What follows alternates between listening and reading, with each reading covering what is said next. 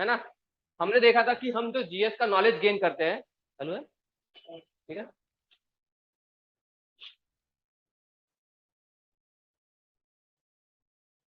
ठीक है। हमने देखा था कि हम लोग जो किसका नॉलेज गेन करते हैं, जीएस से, है ना। जीएस को हम लोग अगर इथिक्स के बेसिस पे अगर जज करेंगे, उसके बाद जो हमारी चीज हम गेन करेंगे उसको हम लोग आंसर में यूज कर सकते हैं। ठीक है, ये हमारा कल हो गया था। उसके बाद में देखा था कि सिलेबस क्या क्या है, एथिक्स का यूज कहाँ कहाँ पे होता है बेसिकली, ठीक है ना। जीएस में होता है, 250 मार्क्स का पेपर होता है जीएस का, जीएस 4 में। उसके बाद ऐसे में होता है वन, एक दो ऐसे में दो ऐसे आते हैं ना, एक जो करंट इश्यूज पे बेस्ड होता है, दूसरा होता है फिलोसॉफिकल ऐसे, उसमें हम लोग एथिक्स का यूज कर सकते हैं। 250 और 125 मार्क्स हो गया। उसके बाद कहाँ कहाँ यूज कर सकते हैं, जीएस 2 का पोर्शन होता है गवर्नेंस का, उसमें कुछ कुछ इश्यूज होते हैं जैसे पब्लिक सर्विसेज और उसका ब्यूरोक्रेसी से रिलेशन क्या क्या है, ये इथिक्स का टॉपिक है, उसको हम गवर्नेंस में भी पढ़ते हैं। तो ऐसे कुछ कुछ टॉपिक है जो इथिक्स के है, जो बाकी जीएस के टॉपिक से को रिलेट करते हैं। उसको उसको पकड़ लेगा अगर 125, इसका टोटल होगा 400, नियर अबाउट 400। और दूसरा यूज था एक इंटरव्यू में, इंटरव्यू में आपको मोस्टली सिचुएशन बेस्ड क्वेश्चन पूछते हैं, वहां पे आपको डिसीजन लेना पड़ता है ना। तो डिसीजन में आपको क्या यूज आता है, जो वैल्यूज हम लोग एथिक्स में पढ़ेंगे वो वैल्यू इंटरव्यू में हम लोग यूज कर सकते हैं। ये सारी चीजें हम लोगों ने कल पढ़ी थी। उसके बाद है कि इथिक्स के, यूपीएससी के अगर हम प्रीवियस ईयर के 5-6 साल के क्वेश्चन एनालिसिस करते हैं, तो हम क्या पाते हैं कि क्वेश्चन किस टाइप पे यूपीएससी क्वेश्चन डिजाइन करता है। तो हमने देखा था कि ये 3 टाइप में यूपीएससी क्वेश्चन पूछती है। पहला टाइप था सिलेबस, जो डायरेक्ट सिलेबस से पूछता है। फॉर एग्जाम्पल जैसे प्रोबेबिलिटी क्या है पब्लिक लाइफ में, यूटिलिटी ऑफ इमोशनल इंटेलिजेंस, ये डायरेक्टली सिलेबस से उठा के क्वेश्चन उन्होंने पूछे थे। उसके बाद क्या है, कनेक्टिविटी ऑफ इथिक्स इन, मतलब इथिक्स को आपके रेगुलर लाइफ से कनेक्ट करके, मतलब आपके लिए हैप्पीनेस क्या है, आप सबकी हैप्पीनेस की डेफिनेशन अलग अलग होगी, है ना। तो आपके डेली लाइफ से कनेक्ट करके इथिक्स को क्वेश्चन पूछती है। दूसरा है, तीसरा है केस स्टडीज, है ना। जो भी थियोरेटिकल टॉपिक्स हम लोग सिलेबस में पढ़ेंगे, उसके बिहाफ पे अलग अलग टाइप की केस स्टडीज होंगी। केस स्टडीज किन किन टॉपिक पे ज्यादा हेवी होगी वो हमने कल देखा था, है ना। उसके बाद जो आज लोग नए हैं, वो प्लीज थोड़ा सिलेबस नोट डाउन कर लो, एटलीस्ट हाईलाइट लिख लो नोट में। हेडिंग डालो ethics, integrity and aptitude. Hindi में अगर किसी को चाहिए तो एथिक्स मतलब क्या होता है, एथिक्स मतलब नैतिकता, इंटीग्रिटी मतलब सत्यनिष्ठा, और एप्टीट्यूड मतलब अभिव्यक्ति। हिंदी में ethics, integrity and aptitude. Marathi में लिख लेना अगर किसी को लिखना है, नैतिकता, सत्यनिष्ठा और अभिव्यक्ति। उसके बाद सिलेबस करके हेडिंग डाल दो। सिलेबस में ये लिख लेना, पहला point ethics and human interference, दूसरा है एटीट्यूड, तीसरा एप्टीट्यूड। ऐसे हेडिंग डाल देना बस। बाकी सब टॉपिक है बाद में लिख लेना, हमें आज का लेक्चर स्टार्ट करना है। फिर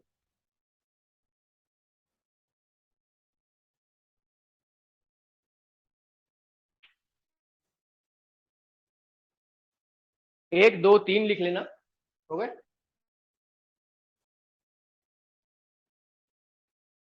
चौथा लिखना इमोशनल इंटेलिजेंस।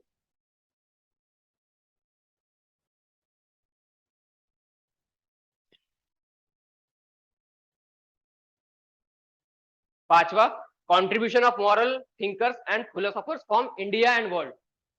सिक्स लिखना public civil service values and ethics in public administration. Seventh, probity in governance. और नेक्स्ट टॉपिक ऐसा हाईलाइट करके लिखना, case studies on the above issues. फिर केस स्टडीज में हम लोग लिखेंगे कि कौन से इससे six, seventh, second and fourth, इन टॉपिक में से सबसे ज्यादा एथिक्स में से केस स्टडी पूछी जाती है। तो ये था हमारा सिलेबस, और कल का ओवरव्यू हमने देखा कि क्या हुआ था। सीरियस में आता है ना कहानी अब तक, अब आगे, ठीक है। इसको हम अभी आगे कंटिन्यू करते हैं।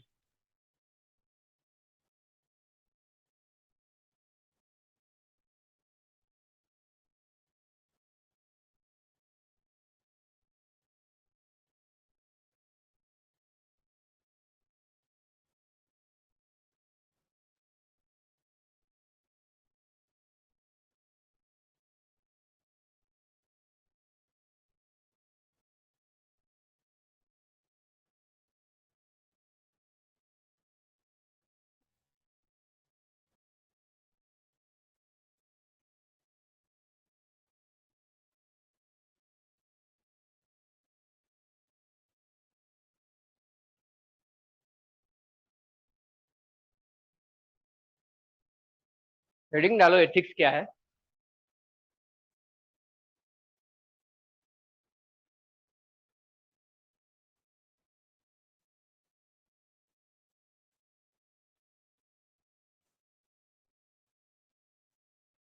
उसके बाद लिखो, डाला हेडिंग एथिक्स, उसके बाद लिखो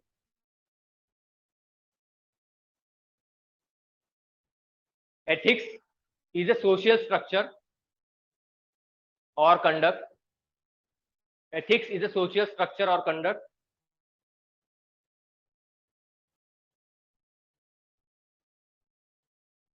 social structure or conduct which decides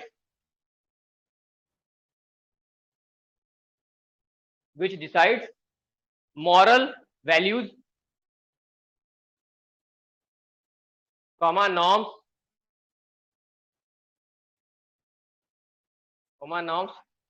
rules and regulations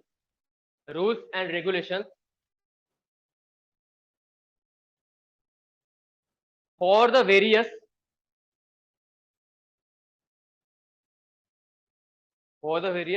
stakeholders of the society,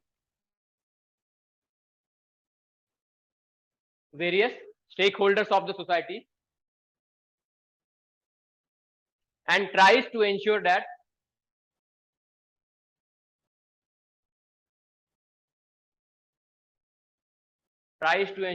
they should follow them.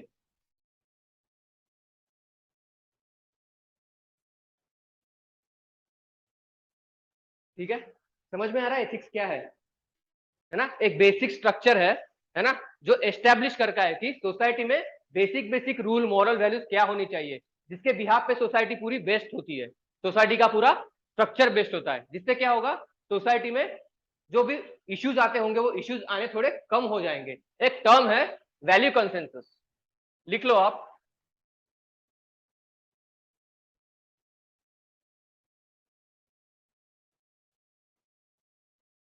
मैंने कल बताया था वैल्यू न्यूट्रलिटी, बताया था ना कल, और ये इससे रिलेटेड टर्म है वैल्यू कंसेंसस।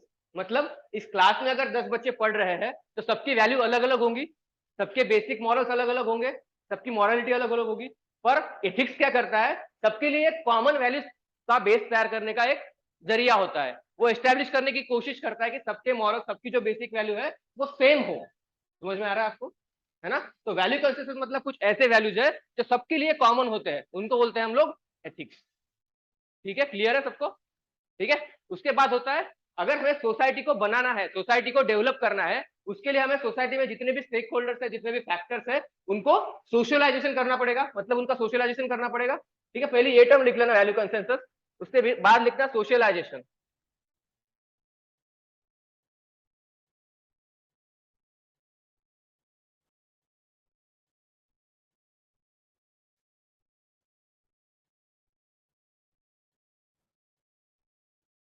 सोशलाइजेशन मतलब जो भी फैक्टर्स होते हैं, जैसे एक बच्चा है ना, उसको कुछ पता नहीं होता है सोसाइटी में कैसे बिहेव करना होता है ना, तो उसको हम लोग जब बड़ा करते हैं तो उसको हम लोग संस्कार देते हैं, है ना। संस्कार जब उसको दिए जाते हैं तो वो लोग वो चीजों को क्वेश्चनिंग नहीं करता, है ना। एक शोषण करके एक टर्म होती है, जैसे हम इसको बोलेंगे शोषण, बोलेंगे मराठी में या फिर हिंदी में, ठीक है ना, मतलब एक्सप्लॉयटेशन। एक्सप्लॉयटेशन हम लोग दो फॉर्म में कर सकते हैं। पहला फॉर्म कौन सा है, किसी चीज को पता है कि उसका एक्सप्लॉयटेशन हो रहा है ना। जैसे फॉर एग्जांपल कोई चाइल्ड लेबर है, उससे आप बहुत काम करा के ले रहे हो, है ना, उसको एज अ मेड करके रखा हुआ है घर में, उससे आप बहुत एक्सप्लॉयटेशन कर रहे हो, और अगर वो काम कर नहीं रहा है तो उसको पनिशमेंट दे रहे हो, मतलब उस बच्चे को पता है कि उसका एक्सप्लॉयटेशन हो रहा है। और दूसरा फॉर्म क्या है, किसी को पता ना होते हुए उनका एक्सप्लॉयटेशन करना। समझ में आ रहा है, मतलब आपकी सोशल कंडीशनिंग ही वैसी की गई हो, इसमें एक टर्म है कंडीशनिंग। कंडीशनिंग का मतलब आपकी आपकी जो देखभाल है वो वैसे की गई हो जैसे आपको पता ही नहीं है कि आपका शोषण हो रहा है। जैसे for example womens in the Indian society, है ना, उनको बचपन से पढ़ाया जाता है कि नारी मतलब त्याग, है ना। अगर किसी को कोई सबसे, अगर पूरे दुनिया में अगर सबसे नारी अच्छी कौन सी है तो वो इंडियन वुमेन है, क्योंकि वो हमेशा गिव अप करती है हर चीजों को, है ना। अपने पति की खुशी के लिए सबका, खुद की लाइफ को गिव अप कर देना, आपके बच्चे की लाइफ के लिए खुद की लाइफ को गिव अप कर देना, है ना। उनको बचपन से ऐसे पढ़ाया गया है उस चीज के बारे में। बट बेसिकली क्या है, उनका एक्सप्लॉयटेशन हो रहा है ना उस चीज में। अगर वो घर के लिए इतना काम कर भी रही है तो उनका जो भी उसको मिलना चाहिए क्राइटेरिया बेसिस है, उनको मिलता है क्या? नहीं मिलता। पर वुमेन्स को उस चीज का नॉलेज नहीं है, वो बोलते हैं कि मुझे प्राउड फील होता है कि मैं ये सब चीजें कर रही हूँ। इसका मतलब क्या है, उनकी कंडीशनिंग उस हिसाब से की गई है। समझ में आ रहा है आपको? ठीक है ना। तो सोसाइटी को रूल लाने के लिए, कंटिन्यूएशन में रखने के लिए कुछ फैक्टर्स की कंडीशनिंग वैसे करना। समझ में आ रहा है? उस चीज को बोलते हैं हम लोग सोशलाइजेशन। है ना। तो पहला था वैल्यू कंसेंसस, दूसरा है सोशलाइजेशन, ठीक है। तीसरी एक चीज मैं आपको बताता हूँ, सोसाइटी में अवार्ड रिवॉर्ड होता है और दूसरा होता है लॉज एंड पनिशमेंट, है ना। हर सोसाइटी में लॉज मतलब अवार्ड और पनिशमेंट अलग अलग हो सकती है ना। जैसे फॉर एग्जाम्पल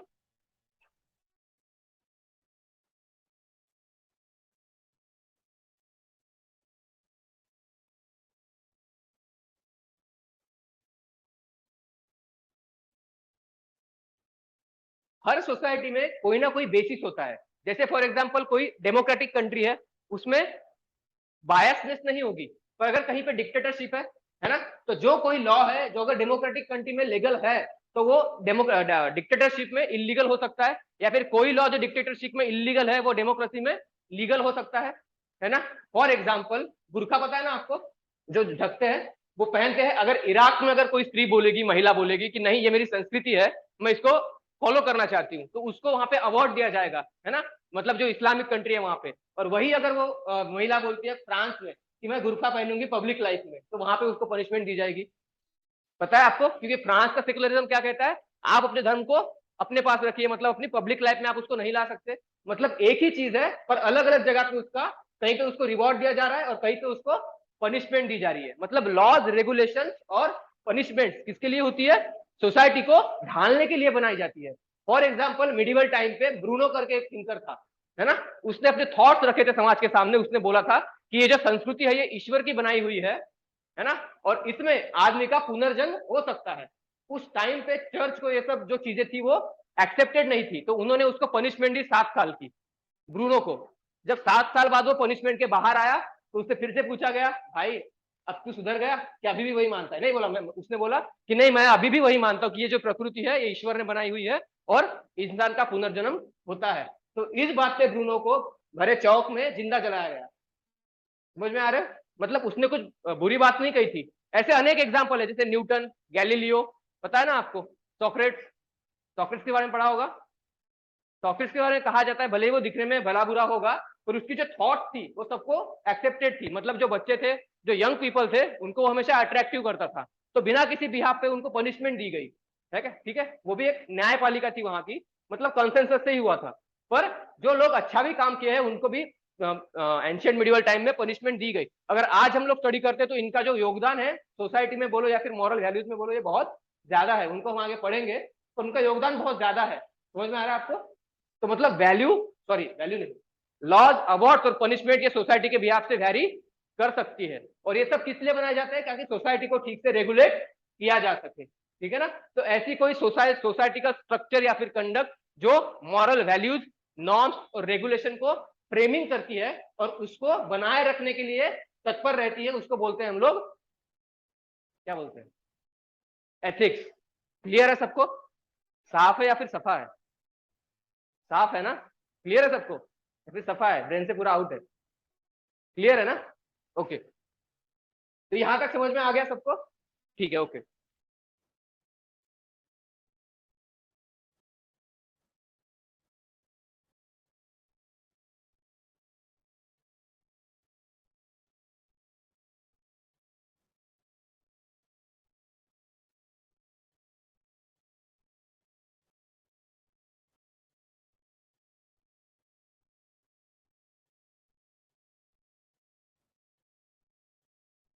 एथिक्स से बेसिक से आज हम लोग शुरुआत करेंगे, ठीक है।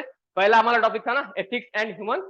एथिक्स क्या है ये हमने अभी देखा, क्लियर है सबको एथिक्स क्या है। एथिक्स में हमें ये सब चीजें पढ़नी है। एसेंस ऑफ एथिक्स, एसेंस मतलब हमारे इंस्टीट्यूट का एसेंस क्या क्या है, मतलब बेसिक प्रॉपर्टीज हमारे इंस्टीट्यूट की क्या क्या है। क्लासरूम्स अच्छे हैं, लाइब्रेरी है अच्छी है, यहाँ का स्टाफ अच्छा है, ये क्या हो गई हमारे इंस्टीट्यूट की बेसिक प्रॉपर्टीज हो गई जो कभी चेंज नहीं होने वाली। वैसे एथिक्स का एसेंस क्या क्या है, उसकी बेसिक प्रॉपर्टीज क्या क्या है, उसको बोलते हैं हम लोग एसेंस, ठीक है। उसके बाद है डिटर्मिनेंट्स।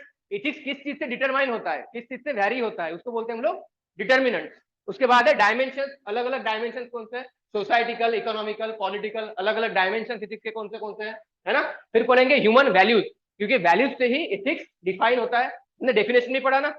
एथिक्स क्या है, एक सोशल स्ट्रक्चर है जो क्या करता है, वैल्यूज को डिफाइन करता है, बनाता है ना। तो कौन सी ह्यूमन वैल्यूज है जिनका ध्यान एथिक्स में रखा जाता है, उनको हमें पढ़ना है यहाँ पे।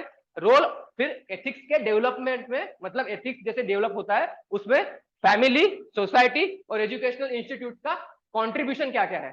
जैसे एक बच्चे की ग्रोथ होती है तो उसमें सबसे पहले उसके टीचर कौन होते हैं, उसके पेरेंट्स, उसके भाई बहन, है ना, मतलब एक फैमिली, फिर सोसाइटी और फिर एजुकेशनल इंस्टीट्यूशन। ठीक है, क्लियर है। तो ये सारी चीजें हमें इस टॉपिक में पढ़नी है। पहले आज हम शुरू करेंगे एसेंस ऑफ एथिक्स से। अगर किसी को शॉर्ट में लिखना है तो नोट डाउन कर लो एथिक्स क्या है। स्लाइड्स में कुछ कुछ चीजें जो आपको लगेगी अपील करेगी उसको साथ में नोट डाउन करते रहना, क्योंकि ये पूरा क्रक्स है। इसको अगर आप बेसिक चीजें पढ़ लोगे ना तो फिर आपको अलग से कोई नोट्स पढ़ने की जरूरत नहीं है, क्योंकि एथिक्स डायरेक्टली इनडायरेक्टली क्या है, आपको इन टर्म्स की अंडरस्टैंडिंग होनी चाहिए और आप इन टर्म्स को अपनी पर्सनल लाइफ में कैसे अप्लाई करते हो और वहां से जो लर्निंग मिलेगी उसको आपको एग्जाम में लिखना है जाके, रटी रटाई हुई चीजों को नहीं लिखना है ना। हमारा पर्पज यही है कि इन टर्म्स को आप समझो, अपनी लाइफ में अप्लाई करो और वहां से जो भी लर्निंग मिलती है वहां से खुद के नोट बनाओ। क्या बोल रहे हैं, ethics in practice are the standards on the basis of which one can decide what is right or wrong। समझ में आ रहा है, कुछ प्रैक्टिसेस होती है जिससे आप लोग डिसाइड कर सकते हो कि क्या राइट है और क्या रॉन्ग है। जैसे इंटरव्यू में आपको कोई क्वेश्चन पूछा जाएगा, है ना, तो आप किस बिहाफ पे उसको जज करोगे, तो जो इथिक्स की वैल्यूज आप लोग छोड़ोगे उस बिहाफ पे आप उसको जज करोगे कि क्या राइट है और क्या रॉन्ग है, मुझे क्या डिसीजन लेना चाहिए और क्या नहीं लेना चाहिए।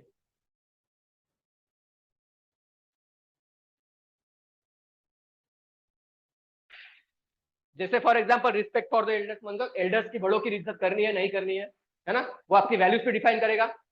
सबकी वैल्यूज अलग अलग वैरी करती होगी ना, कोई बोलेगा मैं नहीं करूंगा मेरी मर्जी है, कोई बोलेगा नहीं करनी चाहिए। ठीक है, एग्जाम में चीटिंग करना,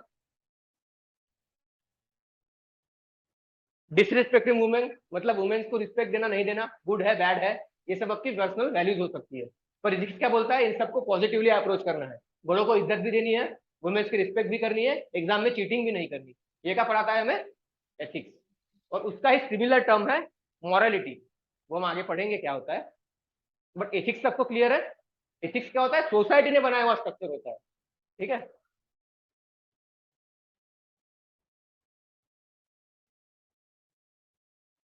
क्या है, कॉमन सेट ऑफ प्रिंसिपल्स है जो ह्यूमन की एक्टिविटीज को गाइड करता है ना।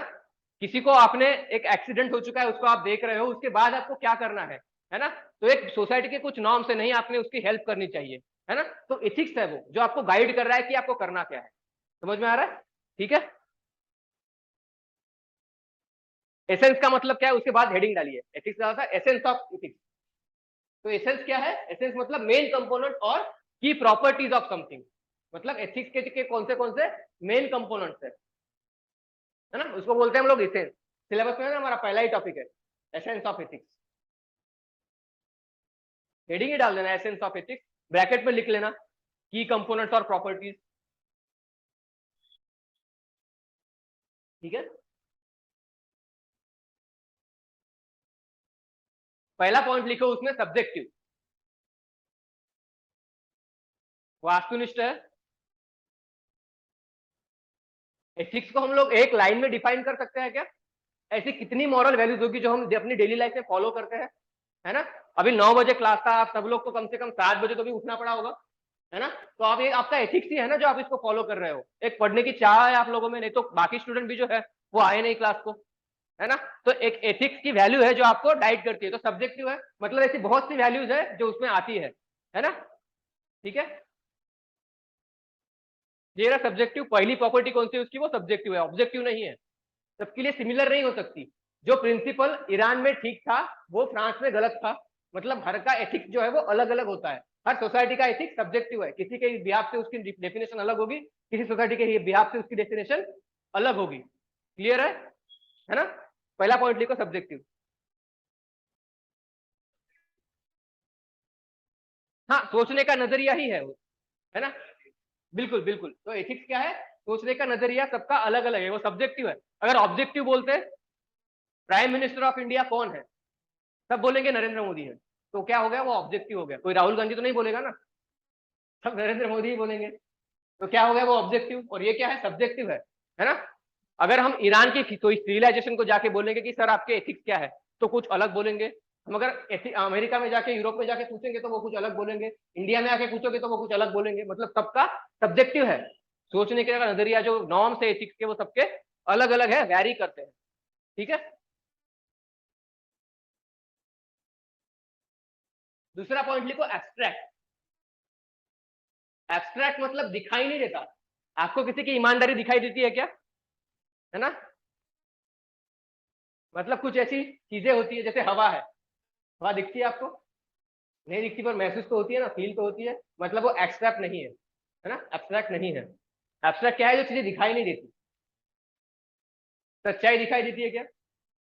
नहीं दिखती ना। जैसे कुछ वैल्यूज है वो कभी दिखते नहीं है, पर वो होते हैं, है ना। जैसे हम किसी से बोलते हैं कि मैं तुमसे बहुत प्यार करता हूँ, तो प्यार दिखता है क्या? नहीं दिखता ना, पर वो होता तो है। वैसे ही है, ये एब्स्ट्रैक्ट है, दिखता नहीं है पर होता है। ठीक है, पहला क्या था? सब्जेक्टिव, दूसरा एब्स्ट्रैक्ट। ओके, क्लियर है सबको?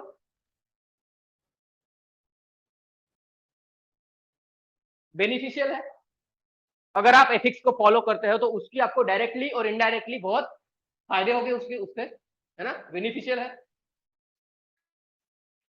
सर एक ग्रुप बनाने वाले, या फिर आप में से कोई एक ग्रुप बना देना, उसपे मैं सारे पीडीएफ या फिर नोट फॉरवर्ड करता रहूंगा, और जो भी टॉपिक्स हमने पढ़े हैं उसके बिहाफ पे मैं आपको वीकली 1 और 2 क्वेश्चन देता रहूंगा, उसको आप अपने बेसिस पे राइट करते रहना, क्योंकि उस क्वेश्चन का आंसर सबका डिफरेंट होगा, है ना। एथिक्स यही है कि सबका अलग अलग होगा। ठीक है ना, और हमें यही डेवलप करना है कि हम बाकी आंसर से हम कितना डिफरेंट लिख पाते हैं। मैंने कहा आपसे कि एथिक्स का क्वेश्चन पेपर का मार्क्स कितने होते हैं? 250। 250 में से आपको कम से कम मिनिमम 120 से ऊपर ही लाने हैं। और वो कब आएंगे? जब आप बाकियों से वैरी करोगे। घिसा पिटा आंसर तो सब लिखते हैं, एथिक्स पेपर में मार्क्स कब मिलते हैं? जब आप किसी और से कुछ अलग लिखते हो, कुछ पर्सनल एक्सपीरियंस से लिखते हो। अल्टीमेटली यूपीएससी का एम क्या है इस पेपर को लेकर, मैंने कल आपको बताया था, क्यों लाया गया है एग्जाम पेपर, है ना। ठीक है, बेनिफिशियल होता है। ठीक है, जिससे हम लोग सोसाइटी का लार्जर भी यहाँ पे फायदा करा सकते हैं। उसके बाद देखो पर्सपेक्टिव।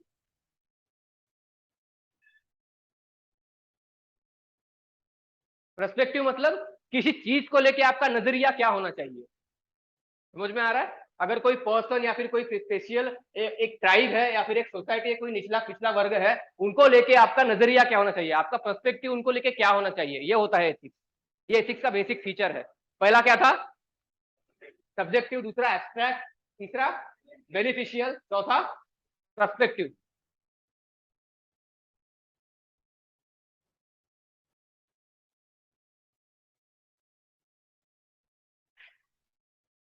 एथिक्स जो होती है, जितनी भी एथिक्स की वैल्यू होती है, वो एक दूसरे से इंटर रिलेटेड होती है। लिख लो अगला, इंटर रिलेटेड।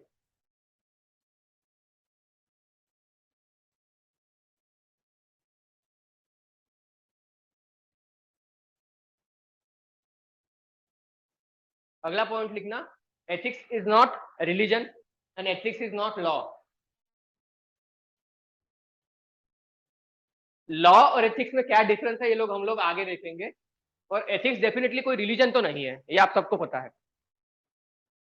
या फिर एथिक्स किसी रिलीजन को पर्टिकुलरली फॉलो भी नहीं करता। हाँ, ये हो सकता है कि हर रिलीजन की अच्छी अच्छी बातों को एथिक्स कलेक्ट करता है, पर हर रिलीजन को एथिक्स फॉलो नहीं करता, क्योंकि हर रिलीजन की अपनी कोई अग्रेसिव बातें हैं, कोई पॉजिटिव है, कोई निगेटिव बातें हैं।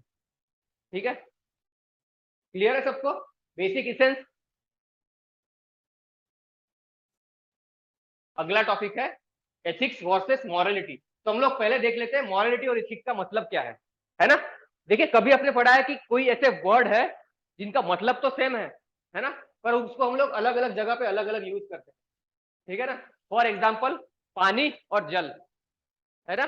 बिहार में जब आप लोग बैठ के किसी के यहाँ पे गेस्ट बन के जाओगे तो वो पूछेंगे आपको जल लोगे, और वही अगर यूपी महाराष्ट्र में आओगे तो पूछेंगे पानी पियोगे। ठीक है ना।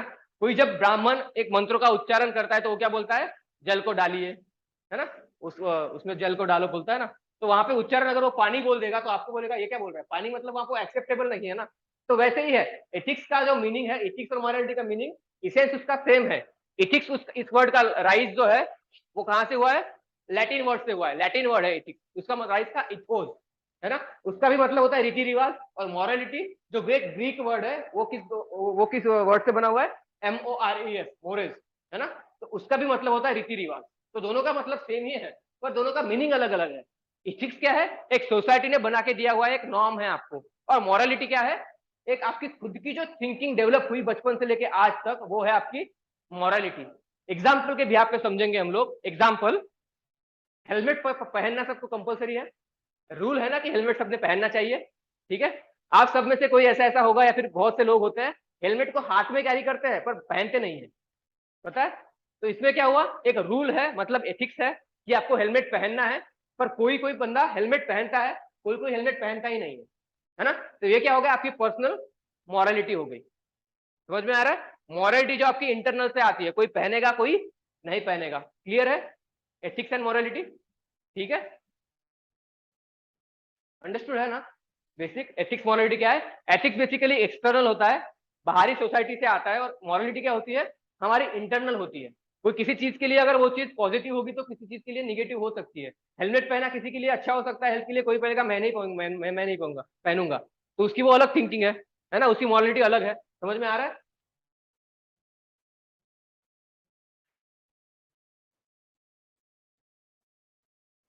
ये वही सब दिया हुआ है उसमें, ग्रीक वर्ड से लिया गया है ना।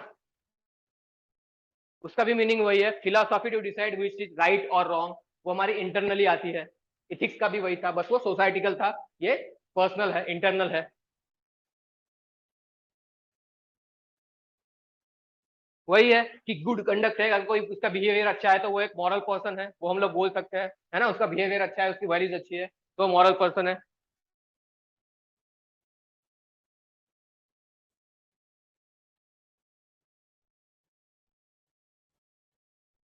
उसके बाद लिख लीजिए difference between ethics and morality.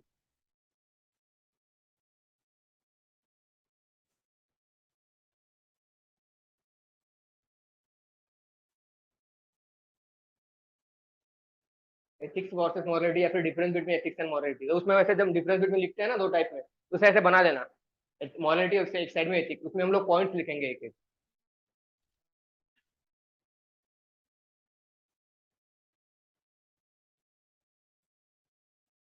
उसमें पहला पॉइंट लिखना मॉरलिटी में, based on the standards which may not be established, based on the standards which may not be established।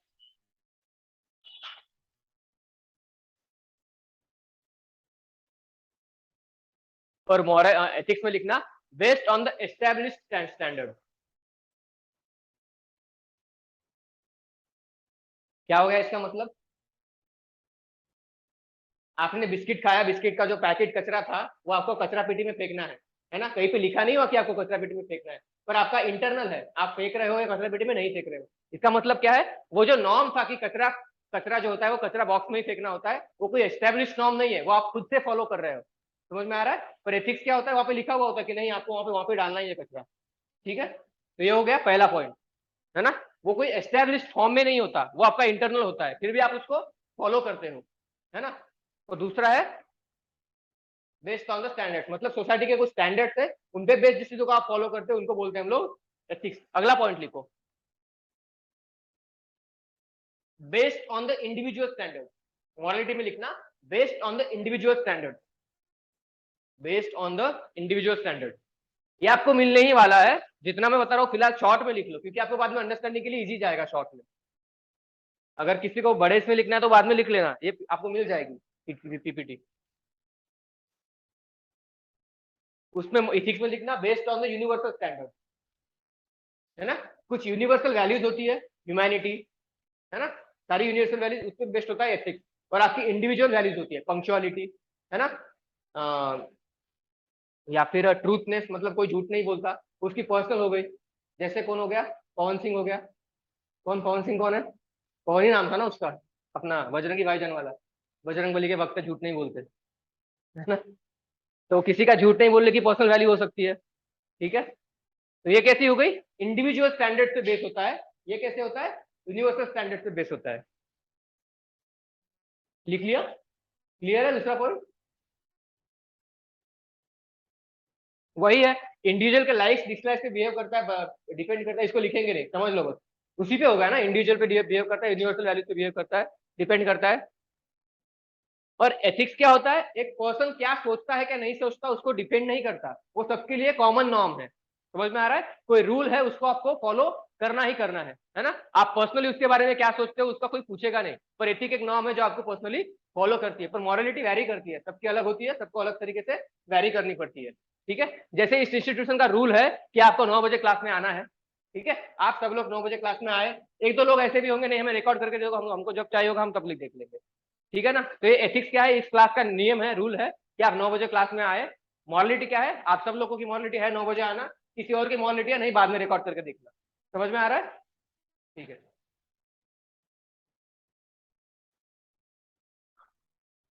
चौथा तीसरा पॉइंट लिखो।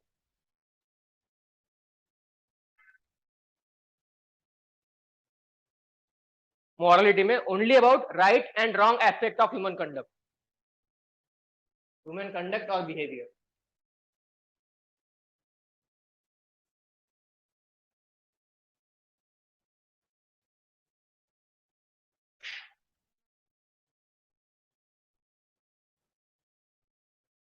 और यहाँ पे लिखना साइंस ऑफ रॉन्ग राइट और रॉन्ग कंडक्ट, वो लिखना जो लिखा हुआ है, science of right and wrong aspect of human conduct.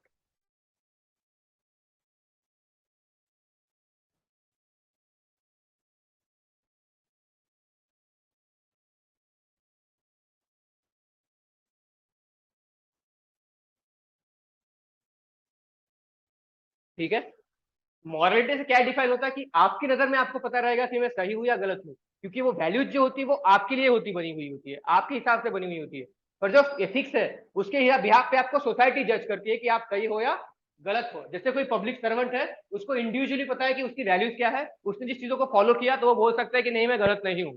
ठीक है ना, पर कोई ऐसे रूल्स और रेगुलेशन है जिसके बिहाफ पे बोल सकते हैं कि नहीं ये गलत चीज है, आपने गलत की, तो वो कंडक्ट अलग हो सकता है। उसके बिहाफ पे आपको सोसाइटी जज करती है, उसको बोलते हैं एथिक्स। और जिस बिहाफ पे आप खुद को जज करते हो वो होता है मॉरलिटी। क्लियर है? एथिक्स और लॉ का आ गया। ठीक है ना, तो ये सब हमने देख ली कि डिफरेंसेस क्या थे, है ना। अब हम देखेंगे कि सिमिलरिटीज क्या क्या है ना। जैसे देख लेते हैं कि एक्स, इसमें अगर हमें पेन लाना है तो क्या करना पड़ेगा।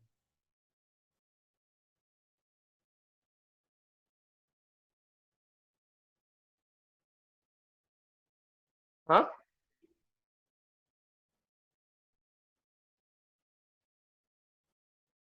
ये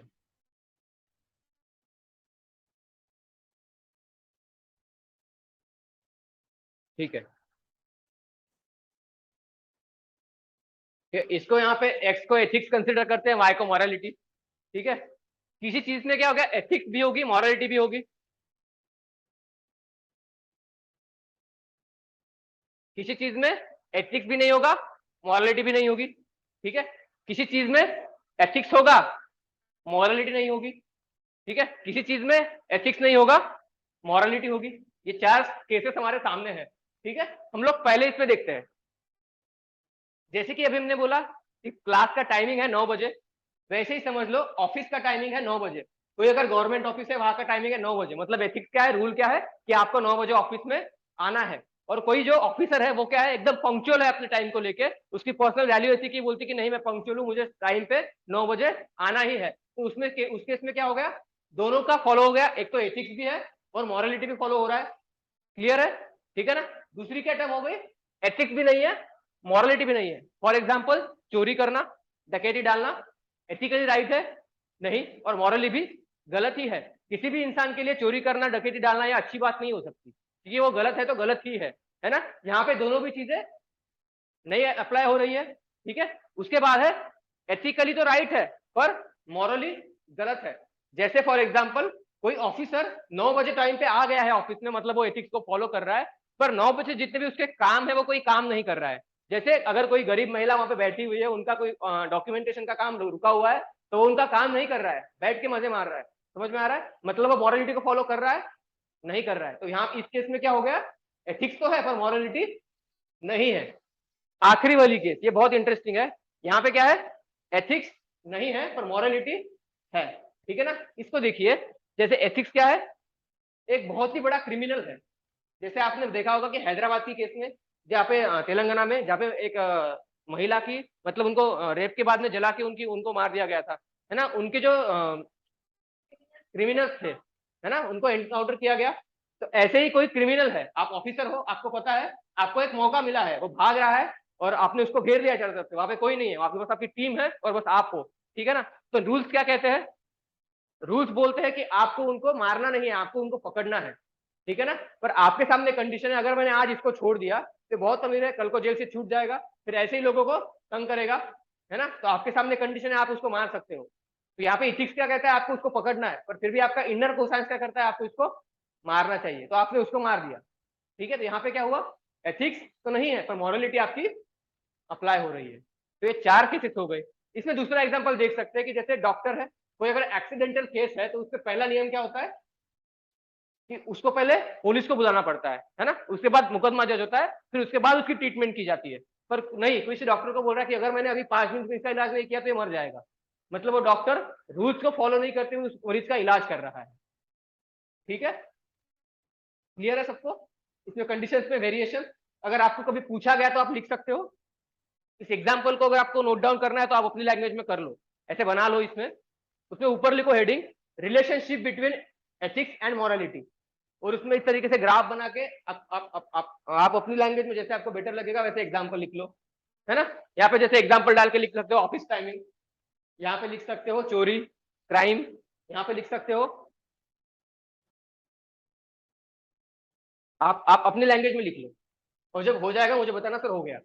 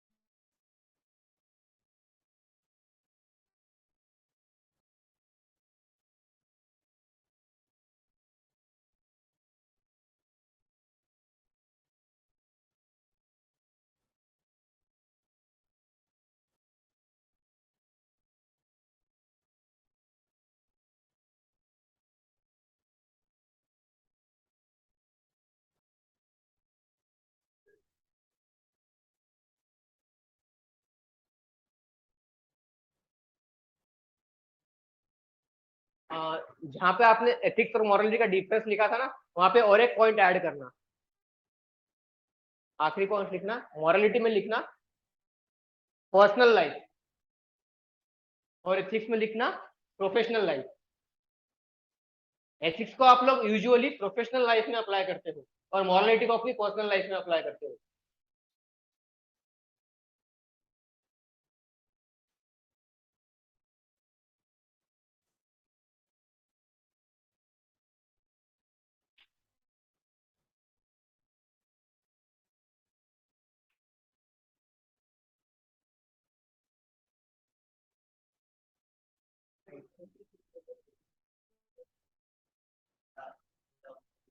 एग्जाम्पल लेंगे तो वही है ना, जैसे हेलमेट वाली चीज, है ना। और देखिए, जैसे आपकी पर्सनल लाइफ है, आपकी मैरिज है, मैरिज को लेके कोई इश्यूज चल रहे हैं ना, तो वहां पे आप नहीं देखोगे कि सोसाइटी में क्या नॉर्म्स चल रहे हैं उसको लेके, मैरिज को लेके। आप अपने पर्सनल बिहाफ पे वहां पे जजमेंट लोगे ना, डिसीजन लोगे। समझ में आ रहा है ना। आप अपनी पर्सनल एक्सपीरियंसेस को लेके या फिर पर्सनल जो भी आपकी वैल्यूज है उसको लेके बोलोगे। जैसे फॉर एग्जाम्पल, आप ऐसे हो तो नहीं, मैं आपको एग्जाम्पल दे रहा हूँ, ठीक है। सोसाइटिकल नॉर्म क्या बोलती है कि वुमेन्स को एक पर्टिकुलर टाइम में घर पे आ जाना चाहिए, उनको वैसे वैसे कपड़े पहनने चाहिए जो भी है, ठीक है ना, मतलब या फिर वुमेन्स को एक ओपनली बिहेव करना चाहिए जैसे सोसाइटी करती है ना, उनको जो चाहिए वो करना उनकी जिम्मेदारी है। पर आप थोड़े से ना कंजर्वेटिव टाइप के हो, जैसे आप होने में एग्जाम्पल दे रहा हूँ, ठीक है, कंजर्वेटिव टाइप के हो, आपको लगता है कि आपकी वाइफ जो है वो 6 बजे से पहले घर पे आ जानी चाहिए, उसने साड़ी ही पहननी चाहिए, तो ये क्या हो गया, आप अपनी पर्सनल लाइफ में उनको अप्लाई कर रहे हो, और आप कर भी सकते हो, उसमें कोई आपको रोकेगा नहीं, ये आपकी जिम्मेदारी है, ठीक है। पर आप एथिक्स में ऐसे कर सकते हो, प्रोफेशनल लाइफ में अगर आपके क्लास में कोई लड़की है तो आपको उसको बोल सकते हो क्या कि नहीं तो यही पहन के आ, इससे पहले घर में जा, नहीं कर सकते हो ना, तो ये क्या हो गया, फिर प्रोफेशनल लाइफ हो गई, वहां पे अपनी पर्सनल चीजों को आप अप्लाई नहीं कर सकते, मॉरल्स को आप अप्लाई वहां पे नहीं कर सकते, आपको वहां पे एथिकली कंडक्ट करना पड़ेगा। समझ में आ रहा है, पर्सनल लाइफ और प्रोफेशनल लाइफ। जैसे आप ऑफिसर हो, है ना, ऑफिसर का बेसिस क्या है कि मतलब आप किसी पर्टिकुलर धर्म के बिहाफ से आपको चिढ़ आती है, जो नीची जात का लोग है वहां से आपको चिढ़ आती है ना, ये आपका पर्सनल हो गया मोटिव। पर ऑफिसर ड्यूटी क्या बोलती है कि सबको आपको एक तरीका रखना है, सबको एक समान लेवल पे लाके उनको जज करना है, तो यहाँ पे आप क्या करोगे, एथिक्स को अप्लाई करोगे ना प्रोफेशनल लाइफ में, अपने पर्सनल थॉट्स को आपको अलग रखना पड़ेगा, तो ये एक उसका एग्जाम्पल हो गया। अब क्लियर है, ठीक है, ये लिख लिया सबने, अभी भी लिखना जारी है, हो गया सबका, ऐसे लिखना कि आपको अंडरस्टैंड हो जब कभी लिखना पड़े, ठीक है।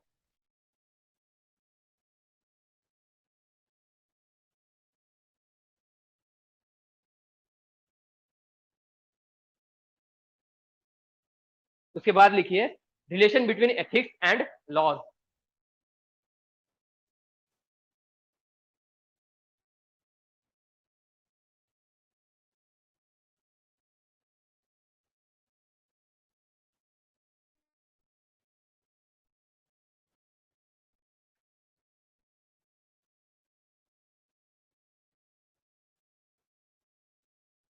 लिखना लॉज डाल के हेडिंग, एथिक्स क्या है तो आपको सबको पता है, लॉज क्या है वो देखते हैं हम लोग, हेडिंग डालो लॉज, लॉज क्या है, ordinance of a reason to achieve common goods, ordinance मतलब कोई नियम कायदा, ऑर्डिनेंस पता है ना, ordinance of a reason to achieve common goods,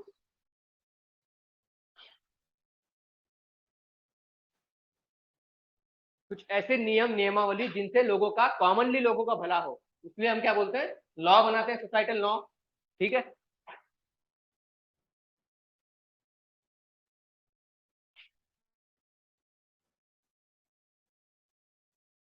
law अलग हो सकते हैं और एथिक्स अलग हो सकता है, एथिक्स क्या कहता है, एथिक्स क्या कहता है, किसी के साथ बुरा नहीं होना चाहिए, है ना, कुछ कोर वैल्यूज होती है, मॉरल वैल्यूज, और लॉ सोसाइटी के बिहाफ से वैरी होता है ना। फॉर एग्जाम्पल जैसे जहां पे डिक्टेटरशिप है वहां का लॉ उस डिक्टेटर के बिहाफ से जज करता होगा किसी को, है ना, पर एथिकली जरूरी नहीं है कि वो लॉ राइट होगा या रॉन्ग होगा। समझ में आ रहा है, लॉ सोसाइटी के बिहाफ पे वैरी हो सकता है, पर एथिक्स क्या है, एक यूनिवर्सल कॉमन वैल्यू है। समझ में आ रहा है ना, क्लियर है, ठीक है। उसमें लिखो law is based on the fact, जिसे सुप्रीम कोर्ट में डिसीजन लिया जाता है या फिर किसी भी कोर्ट पे डिसीजन लिया जाता है, किस बेसिस पे लिया जाता है, कोई फैक्ट है या फिर जो भी चीजें वहां पे अवेलेबल होती है, ठीक है ना। पर एथिक्स खाली फैक्ट को ध्यान में नहीं रखता, पूरे कंडक्ट को ध्यान में रखता है, ठीक है। दूसरा पॉइंट लिखो, law is generally enacted by legislature and its enforce by state, पर एथिक्स का कोई कायदा है क्या, नहीं है ना, वो एक नॉर्म है सोशली जो बेसिकली फॉलो करते हैं सब। अगर आप एथिक्स फॉलो नहीं करेंगे तो कोई आपको पनिश नहीं कर देगा, पर अगर आप लॉ फॉलो नहीं करेंगे तो जरूरी हो सकता है कि आपको पनिशमेंट मिले, है ना।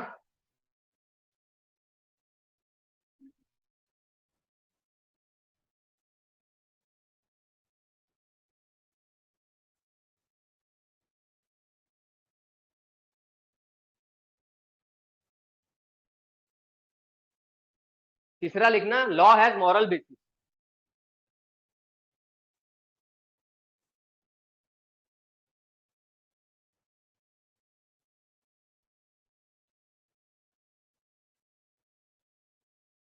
जैसे मॉरल बेसिस का मतलब दो थ्योरीज है, हम आगे आगे देखने वाले हैं हम, डी ऑन्टोलॉजी और टेलियोलॉजी। डी ऑन्टोलॉजी मतलब जो भी काम आप कर रहे हो, ठीक है, उसके मीन्स भी अच्छे होने चाहिए, मीन्स मतलब जैसे गांधी जी बोलते हैं, अगर कोई काम आप कर रहे हो तो काम करने के लिए जो भी आप इंस्ट्रूमेंट ले रहे हो वो भी पॉजिटिव होने चाहिए, जैसे आप एग्जाम लिख रहे हो तो आपने पढ़ के आना चाहिए, ठीक है ना, आपको एग्जाम में तभी अच्छे मार्क आएंगे, आपको अगर एग्जाम में अच्छे मार्क आ रहे हैं तो इसका मतलब है आपने पढ़ा हुआ होना चाहिए, आपने चीटिंग नहीं की होनी चाहिए, ठीक है। और दूसरी दूसरी स्कूल ऑफ थॉट है वो टेलियोलॉजी, वो क्या बोलती है कि आपका रिजल्ट अच्छा आना चाहिए, आप मीन्स को मत देखो, भले ही आप चीटिंग करके मार्क्स लाओ, पर आपके मार्क्स अच्छे आने चाहिए।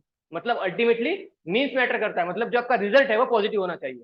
ठीक है, वो क्या बोलता है, डिओन्टोलॉजी क्या बोलती है कि जो काम आप कर रहे हो उसमें चीजें आप पॉजिटिव करो, मतलब कर्म करते जाओ, फल की चिंता मत करो, रिजल्ट आए या ना आए, मतलब जो आप प्रोसेस में बिलीव कर रहे हो वो अच्छा होना चाहिए।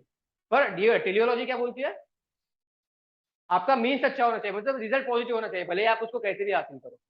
ठीक है, तो ये दो स्कूल ऑफ थॉट्स थी। तो यहाँ पे बोल रहे हैं कि हॉब्स के लिए उसकी डेफिनेशन लॉ अलग हो सकता है। हॉब्स को क्या लाना है अल्टीमेटली, मतलब टेलियोलॉजी का जो सिद्धांत देने वाला था उसका नाम था हॉब्स, थॉमस हॉब्स। तो उसके लिए मीन्स मतलब एंड का रिजल्ट आना बहुत ज्यादा इंपॉर्टेंट है। वही कांट जो डिओन्टोलॉजी का था उसके लिए क्या है, मीन्स ज्यादा इंपॉर्टेंट है कि हम लोग किस मीन्स से उस एंड को ला रहे हैं। ठीक है ना, तो दोनों के बिहाफ पे अगर हॉब्स लॉ बनाएगा तो वो अलग लॉ बनाएगा, कांट बनाएगा तो वो अलग बनाएगा। समझ आ रहा है, लॉ में वेरिएशन हो सकती है, इसीलिए बोल रहे हैं कि law has the moral basis, मतलब उस थिंकर का मॉरल बेसिस क्या था, उस बिहाफ पे वो लोग लॉ बना सकते हैं। समझ में आ रहा है? ठीक है,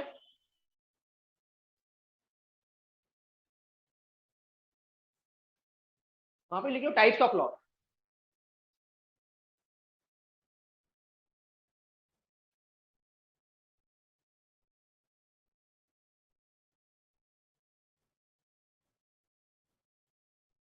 पहला लिखना रूल ऑफ लॉ, या फिर ऐसे भी स्ट्रक्चर बना सकते हो। देखना, ध्यान रखना, हमें मैं आपके ग्रुप पे सेंड करता रहूंगा। माइंड मैप भी बहुत इंपॉर्टेंट है हमें इथिक्स में, डायग्राम, फ्लो चार्ट, ये हम लोग ग्रुप पे शेयर करते रहेंगे। जो भी हमने टॉपिक पढ़ा उससे रिलेटेड जितने भी माइंड मैप्स मेरे पास होंगे मैं आपको ग्रुप पे शेयर कर दूंगा। उसको आप अपने नोट्स में उतार सकते हो या फिर याद कर सकते हो, क्योंकि इस क्लास में सारी चीजें कवर करना पॉसिबल नहीं है ना, 2 घंटे की क्लास में। मैक्सिमम पोर्शन हम कवर करने की कोशिश करेंगे, बाकी जो एडिशनल होंगी वो हम वैसे कवर कर लेंगे। रूल ऑफ लॉ मतलब, एक होता है रूल ऑफ लॉ, एक होता है रूल बाय लॉ। मतलब rule of law, rule by law आपने पढ़ा है पॉलिटी, उसमें पढ़ा होगा ना, rule of law, rule by law. ठीक है ना। रूल ऑफ लॉ होता है कि कोई भी चीज, कोई भी वो पर्सन आ गया, कितना भी बड़ा इंसान हो कितना भी छोटा इंसान हो, सबके लिए लॉ रूल सेम हो। ठीक है ना। और रूल बाय लॉ मतलब होता है कि लॉ को, रूल को अपने हिसाब से मोल्ड करना किसी भी चीज में, मैं जो बोलूंगा वही रूल है। इसका क्या मतलब होता है, रूल बाय लॉ। और रूल ऑफ लॉ मतलब लॉ सबके लिए सेम है, आपको लॉ को फॉलो करना ही है कि किसी भी बेसिस पे। जो भी डिसीजन आप लोगे वो प्योरली लॉ के बेसिस पे होगा, जो रूल है उसके बेसिस पे होगा, उसको बोलते हैं रूल ऑफ लॉ। ठीक है। और रूल बाय लॉ मतलब आप अपने हिसाब से उस लॉ को मोल्ड कर रहे हो, मोल्ड मतलब झुका रहे हो, जैसा चाहिए वैसा उसको बना रहे हो, वो होता है रूल बाय लॉ। ठीक है, तो यहाँ पे क्या है, रूल ऑफ लॉ, मतलब लॉ रूल सबके लिए सेम है, भले ही वो किसी भी पोजीशन पे हो, कितना भी गरीब हो कितना भी अमीर हो। ये पहला टाइप हो गया। दूसरा हो गया नेचुरल लॉ। नेचुरल लॉ मतलब हमारी सोसाइटी में कुछ कुछ ऐसे लॉ है जो नेचुरल है, सारी सोसाइटी उनको मानती है ना। जैसे यूनिवर्सल एजुकेशन, यूनिवर्सल हेल्थ, है ना, ये सबके लिए सेम है। सबको फ्री में शिक्षा, सबको फ्री में हेल्थ का अधिकार है, कॉन्स्टिट्यूशनली भी है और ह्यूमैनिटेरियन ग्राउंड पे भी है। यूनिवर्सल लॉज बोलते हैं हम लोग, मतलब फूड का राइट टू फूड, ये भी सबको यूनिवर्सल है ना। अगर आपके घर के बाहर कोई गरीब आया, बोलेगा 10 दिन से भूखा उतर, तो आप उनको खाना दोगे ना। तो ये एक यूनिवर्सल लॉ है, हर कंट्री में ये होता है। ठीक है ना, खाली इंडिया में नहीं है, तो मतलब सारे यूनिवर्स में ये लोग फॉलो करते हैं इस लॉ को। वैसे कुछ होते हैं नेचुरल लॉज, यूनिवर्सल लॉज। फिर है लॉ ऑफ नेचर, नेचर का कानून। नेचर का कानून क्या बोलता है, जितना भी नेचुरल रिसोर्सेस है सबके लिए इक्वली अवेलेबल है, किसी चीज पे किसी का पर्टिकुलर हक नहीं है। क्योंकि जब इस संस्कृति बनी थी, जब पृथ्वी की उत्क्रांति हुई थी, ओरिजिन हुआ था, तो उस टाइम पे सारे रिसोर्सेस सबके लिए इक्वल थे। उसके बाद हमने डिस्ट्रीब्यूट किया, सीमाएं बनाई, बाउंड्रीज बनाई। तो मतलब क्या है, नेचर का लॉ तो सबके लिए सेम ही है ना। ये हो गया अलग दूसरा टाइप। बाद में क्या है, कैनन लॉ। एक थिंकर है, उन्होंने लॉ को अपने हिसाब से बिहार से डिफाइन किया था, उसको हम लोग आके देखेंगे। ठीक है, वैसे अलग एक एक टाइप है। उसके बाद है लॉ ऑफ रिलीजन, मतलब रिलीजन के, हर रिलीजन के अलग अलग लॉ होते हैं, है ना। कोई लॉ अगर हिंदुज्म में अच्छा होगा तो उसी को इस्लाम में अलग बुरा हो सकता है ना। हर रिलीजन के अपने अपने लॉ होते हैं, हर रूल सबके अलग अलग होते हैं, कोड ऑफ कंडक्ट सबके अलग अलग हो सकते हैं। तो वो हो गया। उसके बाद हमने देखा कि टेलियोलॉजिकल, टेलियोलॉजिकल मतलब अल्टीमेटली आपको मीन्स फॉलो करना है, कुछ ऐसे लॉ जो आपको by hook by crook means follow करते हैं। जैसे जालियन वाला बाग पता है आपको, है ना। कौन सा था वहां पे, कौन गवर्नर जनरल था उस टाइम पे, आपने हिस्ट्री पढ़ी है ना। ये तो बेसिक था, जालियन वाला बाग तो बेसिक है ना। फिर वहां पे कौन था जिसने ये सब किया था कांड, जनरल डायर, है ना। जनरल ओडायर और जनरल डायर, है ना। तो जनरल डायर को जब जो इसने जालियांवाला बाग किया था, उसको उसके लिए उसको मतलब जब ब्रिटिश पार्लियामेंट में उसको फेलिसिटेशन दिया गया था, पता है आपको, है ना।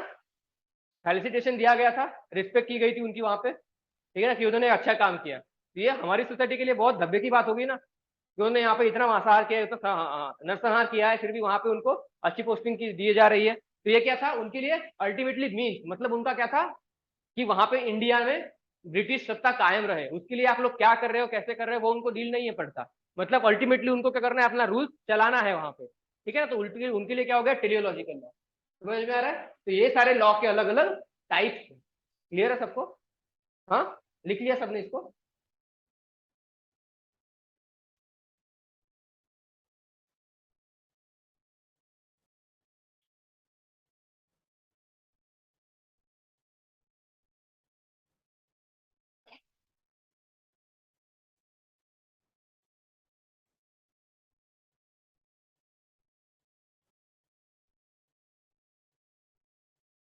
वही है कि लॉ बनाता कौन है, स्टेट बनाती है उसके बिहाफ से।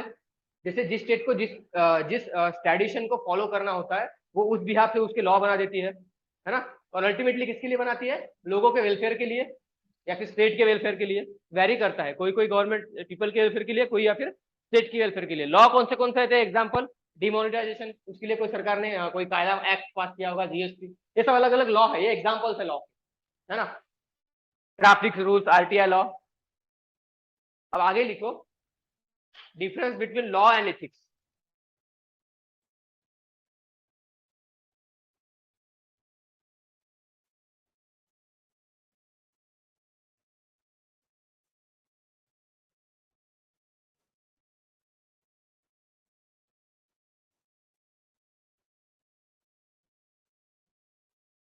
लॉ में लिखना, based on the fact,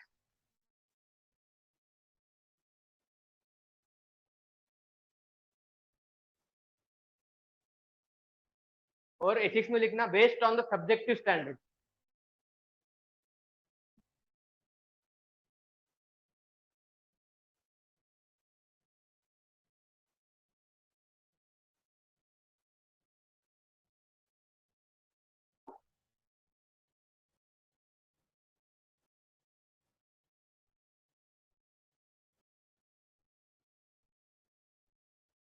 law क्या होता है, फैक्ट के बेसिस पे होता है, जो भी एनालिसिस, जो भी सिंथेसिस वहां पे आता है, उसके बिहाफ पे हम लोग डिसीजन लेते हैं। पर एथिक्स क्या होता है, ये सेट ऑफ सब्जेक्टिव स्टैंडर्ड होता है। जैसे मैं बोलूंगा कि भारत के प्रधानमंत्री पंतप्रधान नरेंद्र मोदी जी कैसे हैं, कोई बोलेगा कि बहुत ही इफेक्टिवली काम कर रहे हैं, मतलब उनका काम बहुत अच्छा है।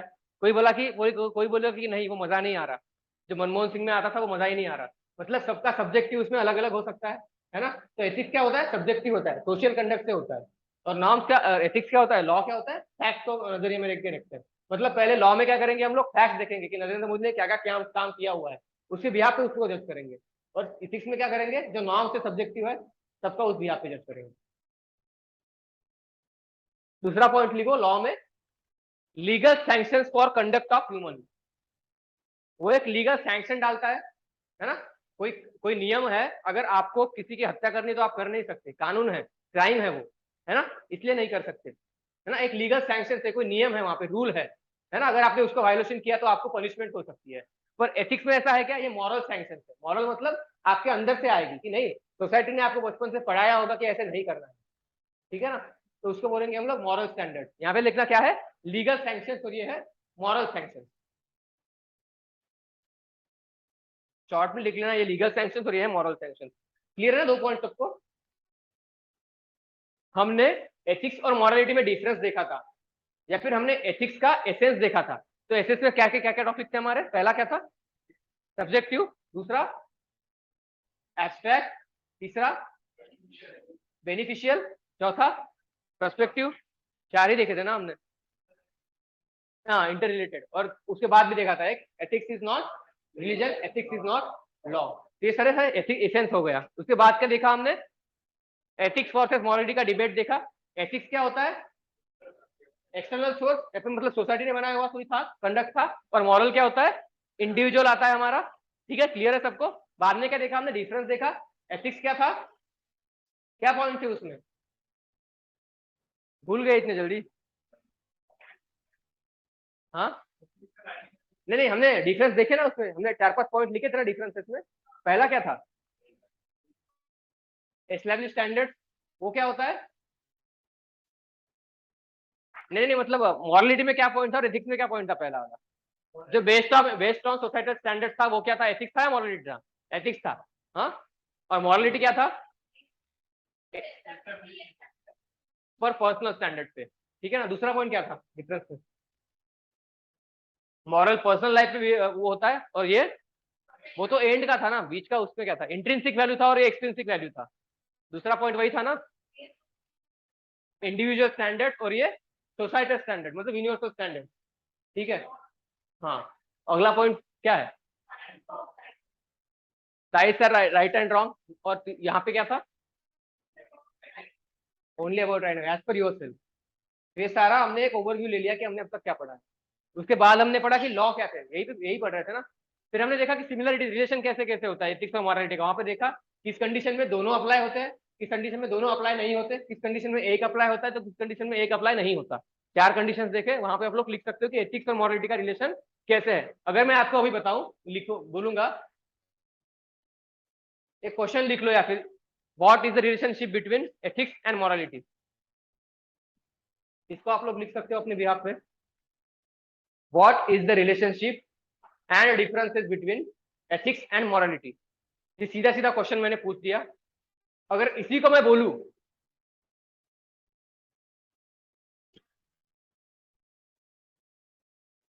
elaborate the differences between ethics and morality on behalf of your experiences from personal life। ये दोनों अलग अलग क्वेश्चंस हो गए, है ना। वेरिएशंस है दोनों में। पहले इसमें क्या है, कॉमनली लिखना है, और दूसरे इसमें आपको अपनी पर्सनल लाइफ के एक्सपीरियंस के बिहाफ में लिखना है कि आप एथिक्स को और मॉरलिटी को डिफरेंशिएट कैसे करोगे। वहां पे 4-5 एग्जांपल्स तो मैंने बताया, आप खुद के एग्जांपल्स लिखो कि आपके बिहाफ पे। ठीक है। और सबके आपके डिफरेंसेस अलग अलग होंगे ना, क्योंकि आपके सबके लाइफ के एक्सपीरियंसेस अलग अलग होंगे। ठीक है। अगर मैं आपसे पूछूं कि आपका आइडियल कौन है या फिर आपका फेवरेट सिंगर कौन है, किसी का अलग होगा, किसी का अलग होगा। वैसे ही वो एग्जांपल्स भी सबके अलग अलग होंगे, है ना। ठीक है। तो ये दूसरा पॉइंट लिखा। अभी मत लिखो, लिख लेना बाद में जाके। लिखना है पर आपको। यहाँ से हम लोग स्टार्ट करेंगे हमारी आंसर राइटिंग का। अगली क्लास में लिख के लाना, या फिर ग्रुप डालेंगे ना सर, तो ग्रुप में सेंड कर देना मुझे, मैं वेरी करके आपको बता दूंगा। या फिर अगले क्लास में आने से पहले 5-10 मिनट में डिस्कस कर लेंगे जो भी आपने लिखा होगा और इंप्रूवमेंट क्या क्या होगी। देखो, अल्टीमेटली हमारा टारगेट जो है, जो भी जितने भी यूपीएससी के एस्पायरेंट्स है, अल्टीमेटली मेंस टारगेट करना है हमें। मतलब सब्जेक्टिव स्टडी जो है वो अच्छी होनी चाहिए, राइटिंग प्रैक्टिस करनी है ना। वो एक दिन में नहीं आती। आप डरते होंगे कि सर मैं लिखूंगा कैसे, मेरा तो कुछ भी स्टडी नहीं है। ठीक है, पर जितना भी स्टडी आपका है उसको उस पर आपको स्टार्टिंग तो करनी ही पड़ेगी, है ना। कोई आपको महारत अचानक से नहीं आ जाती, उसके लिए पहले लिखना पड़ता है। पहले आप 5 लाइन लिखोगे, 10 लाइन लिखोगे, है ना, फिर धीरे धीरे वो बढ़ती जाती है। पर शुरुआत करना मस्त है। इसलिए आप इस क्वेश्चन का आंसर लिखो। अब तो आपको सबको क्लियर है ना ये टॉपिक, तो इस पे आप लिखो पहले, है ना। शुरू तो करो, देखते क्या होता है। कल मैंने आपको 5 लाइन लिखने के लिए बोली थी, कोई 2 लाइन लिखी, किसने 3 लिखी, है ना। पर सबका एक ही था, किसने बोला 12th के मार्क मेरा अच्छा इंसिडेंट था, वही सब सिमिलर ही था सबका। तो इसको हमें और अगले लेवल पे लेके जाना है ना। और वो कब जाएंगे, जब हम शुरू करेंगे प्रैक्टिस, है ना। सचिन तेंदुलकर ने जब खेलना शुरू किया होगा, तभी उसने सेंचुरी नहीं मारी होगी। 10-20 साल का प्रैक्टिस के बाद उसने पहली सेंचुरी मारी होगी, है ना। जैसे विराट कोहली था, है ना, पहले उतना अच्छा प्लेयर नहीं था, पर बाद में प्रैक्टिस से उसने खुद को परफेक्ट किया, है ना। ठीक है। तो आप शुरू करो लिखना धीरे धीरे। इसका अगला पॉइंट लिखो। दोनों लिख लिए? दोनों क्लियर है सबको?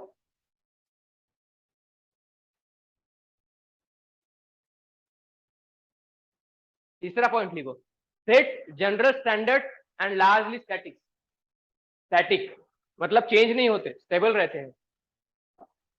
और एथिक्स में may deals with the specific situation, मतलब हर सिचुएशन में लॉ सबके लिए सेम ही होगा, है ना। पर एथिक्स सिचुएशन के बिहाफ पे वैरी करता है। For example, public distribution system पता है आपको, है ना। वहां पे क्या होता है, लोगों को जो फूड है वो कम प्राइस में बेचा जाता है, ठीक है ना। तो वहां पे भी एक क्राइटेरिया आ गया, वहां फिंगरप्रिंटिंग ली जाती है ना। तो जो मजदूर लोग होते हैं वो काम करते हैं दिन भर, तो पॉसिबिलिटी यह है कि उनका फिंगरप्रिंट खराब हो जाए, है ना। तो आप ऑफिसर हो, आपको देखा जाता है कि आपको फूड डिस्ट्रीब्यूशन करना है ना। तो एक लेडीज आई, बहुत ही महिला वृद्ध है, वो 50-60 साल की है, पर उनका फिंगरप्रिंट मैच नहीं हो रहा है। लॉ क्या कहता है, उनको आपको खाना देना नहीं है क्योंकि उनका फिंगरप्रिंट मैच नहीं हो रहा है। पर एथिक्स क्या कहता है कि चलिए ये काम करती है, उसकी वजह से उनका फिंगरप्रिंट मैच नहीं हो रहा है, मैं आज इनको दे देता हूँ। तो यह क्या हो गया, लॉ चेंज नहीं होता है वहां पे, पर मॉरल एथिक्स आपका चेंज हो सकता है। तो यही ये कह रहा है, कहना चाहता है, क्या बोल रहा है, गेट जनरल स्टैंडर्ड, मतलब वो स्टैटिक रहता है, कभी चेंज नहीं होता, पर ये सिचुएशन के बिहाफ से चेंज होता है हमेशा एथिक्स। अगला लिखो, state needs law to govern, है ना। किसी भी राज्य को चलाए रखने के लिए नियमों की आवश्यकता होती है, अगर नियम नहीं होंगे तो राज्य चल नहीं सकता।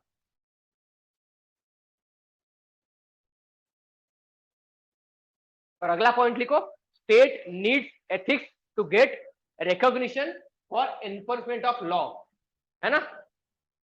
जैसे कोरोना के टाइम पे लॉकडाउन लग गया था, हमने सबको बोला गया था कि आप घर से बाहर मत निकलो, फिर भी कुछ कुछ नमूने थे जो घर के बाहर घूम रहे थे, है ना। तो मतलब लॉ तो आप लोग बना लोगे, पर उसको एनफोर्स करने का जो पॉसिबिलिटी है वो कहां से आएगा, एथिक्स से आएगी। ठीक है।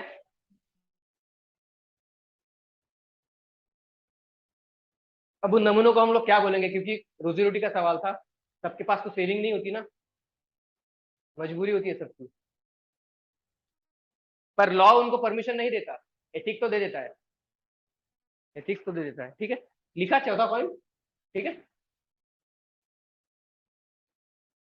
वही है, conflict between laws and ethics. उस वृद्ध महिला को आपको खाना देना चाहिए या नहीं देना चाहिए, आपका एथिक्स बोल रहा है कि नहीं यार दे दे इस बार, पर लॉ क्या बोलता है, नहीं इसको मत देना है, क्योंकि अगर ये इनवैलिड रही, मतलब इसका होगा ही नहीं रजिस्ट्रेशन, तो क्या फिर प्रॉब्लम हो जाएगी ना। तो एक ऑफिसर्स को, मतलब एक ऑफिसर को किस चीज को फॉलो करना चाहिए, जैसे वो अपराधी के टाइम पे उसको मारना चाहिए नहीं मारना चाहिए, है ना। वहां पे लॉ क्या बोलता है, नहीं मारना नहीं है, पर खाली पकड़ना है। पर आपका एथिक्स मॉरलिटी क्या बोलती है, सोसाइटी के बिहाफ पे वो गलत है, उसको आपको मारना ही है। एथिक्स नहीं बोलता, वो मॉरलिटी थी, एथिक्स नहीं था उस इसमें। एथिक्स तो बोलता है कि मारना नहीं चाहिए, है ना। एथिक्स आपको किसी को मारने की परमिशन नहीं देता किसी भी बेसिस पे। ठीक है ना। क्या है, कभी कभी क्या हो ना, किसी किसी सिचुएशन पे लॉ बहुत क्लियर नहीं होते, है ना, वहां पे आपको खुद को अपना एथिक्स अप्लाई करना पड़ता है। जैसे एग्जाम्पल कोई बता सकता है इसमें, कहीं कहीं पे लॉ बेसिकली क्लियर नहीं होते, है ना। जैसे चलो लॉ तो मतलब होते बनाए जाते हैं, पर एकदम माइन्यूट डिटेल्स वो लोग देते नहीं है लॉ के बारे में, है ना। इवन दो मतलब जो अपना सुप्रीम कोर्ट या फिर कोई कोर्ट जब जजमेंट करता है, तो उसके पर हर एक चीज का लॉ नहीं बना हुआ होता, उनको एक्सपीरियंस या फिर एथिकल कंडक्ट के बिहाफ पे या फिर पिछली किसी डिसीजन के बिहाफ पे उनको जज करना पड़ता है। ठीक है ना। तो हर एक जो लॉ होता है वो स्पेशलाइजेशन नहीं देता, पर एथिकल बिहेवियर ये होता है कि हमें पता है कि हर कंडीशन में हम लोग करेंगे क्या, हमें करना क्या है, और फिर हम लोग फिर उसको किस बेसिस पे जज करते हैं, एथिकल बेसिस में, अपनी मॉरल वैल्यूज पे जज करते हैं। ठीक है ना, जो इंटीग्रिटी है, जो पार्शियलिटी है, इम्पार्शियलिटी है, उस बेसिस पे हम लोग उनको जज करते हैं। क्लियर है सबको, है ना। कॉन्फ्लिक्ट है, जैसे फॉर एग्जाम्पल सोसाइटी है वो हमेशा चेंज होते रहती है ना। हमारी इंडियन एंशियंट सिविलाइजेशन अलग थी, मिडिवल सोसाइटी अलग थी, मॉडर्न सोसाइटी अलग है। एंशियंट मिडिवल सोसाइटी में हमारे ऊपर काफी ज्यादा रेस्ट्रिक्शंस थी, पर अभी वही रेस्ट्रिक्शंस ओपन हो रही है। फॉर एग्जाम्पल होमोसेक्सुअलिटी, बायसेक्सुअलिटी, और जो आर्टिकल 370 था, क्या बोलते हैं उसको, ट्रांसजेंडर जो भी थे, या फिर क्या था उसको क्या बोलते हैं, वो था ना, पता है आपको। मतलब हमारी सोसाइटी में ये सब चीजें पहले इलीगल थी, मतलब कुछ ऐसे सोसाइटिकल नॉर्म्स है जिनके बारे में हम लोग पहले खुल के बात नहीं कर सकते थे, पर अभी सोसाइटी मॉडर्न होती हो रही है, हमारी सोसाइटी में चेंजेस आ रहे हैं, उस चीज की वजह से हम उनको उसके बारे में बोल भी सकते हैं, उन चीजों को हम अप्लाई भी कर सकते हैं, है ना। उनको परमिशन भी देती है, जैसे एक लॉ था मुझे याद नहीं आ रहा है। ठीक है ना, तो हम चीजों में सोसाइटी में होने वाले चेंजेस को हम अब लोग एक्सेप्ट करना अभी शुरू हो रहे हैं। मतलब उस चीज को लेके जो लॉ थे, वो जो एंशियंट मिडिवल लॉ थे वो अलग थे, पर अभी सोसाइटी उस चीज को लेके चेंज हो रही है ना। तो सोसाइटी को होने वाले बदलाव को, क्योंकि सोसाइटी में जो एथिक्स थे वो तो सबसे अब तक लेके कॉमन ही है, ठीक है, पर सोसाइटी में जो लॉ है उनको हमेशा अपडेट करना रहना पड़ता है, करते रहना पड़ता है। ठीक है, क्योंकि सोसाइटी में हमेशा चेंजेस होते रहते हैं। ठीक है ना, क्लियर है। जैसे सबरीमाला वाला इशू था, है ना, अपना वो शनि सिंगनापुर वाला इशू था। तो एक मस्जिद भी थी ना मुंबई वाली, मस्जिद का हाजी अली दरगाह, वहां पे भी वुमेन्स को एंट्री अलाउड की गई थी बाद में। तो ये सारे इश्यूज होते हैं वहां पे, इश्यूज लॉ और फिर एथिक्स का इन्वॉल्वमेंट होता है। ये था। जैसे कोई भी एथिकल स्टैंडर्ड को एस्टेब्लिश होने में टाइम लगता है ना। अगर कोई एथिकल प्रैक्टिस है, आपकी जो थिंकिंग प्रोसेस है वो एथिकली डेवलप होने के लिए सालों का समय लग जाता है। बचपन से लेके आप जब 17-18 साल के होते हो तब तक आपको समझ नहीं आता, आप टीनेजर ही होते हो, है ना। आप एक्सपीरियंस के साथ फिर आप चेंज होते जाते हो। तो समझने के लिए एथिकल प्रोसेस जो है वो टाइम टेकिंग है। पर लॉ टाइम टेकिंग है क्या? नहीं है। लॉ इंस्टेंटली फैक्ट को लेकर बनाया जाता है और इसका इंप्लीमेंटेशन तुरंत चालू हो जाता है। ठीक है, क्लियर है ये सब डिफरेंशिएशन और कोरिलेशन लॉ और उसका।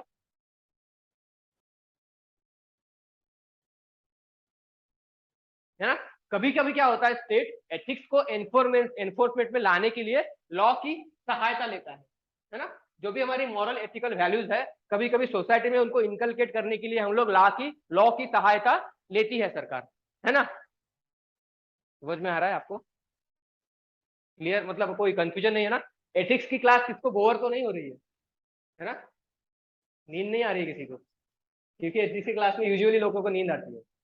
नहीं आ रही है ना। तो ऐसे ही पढ़ना है हमें, एग्जाम्पल्स को लेके पढ़ना है। ठीक है।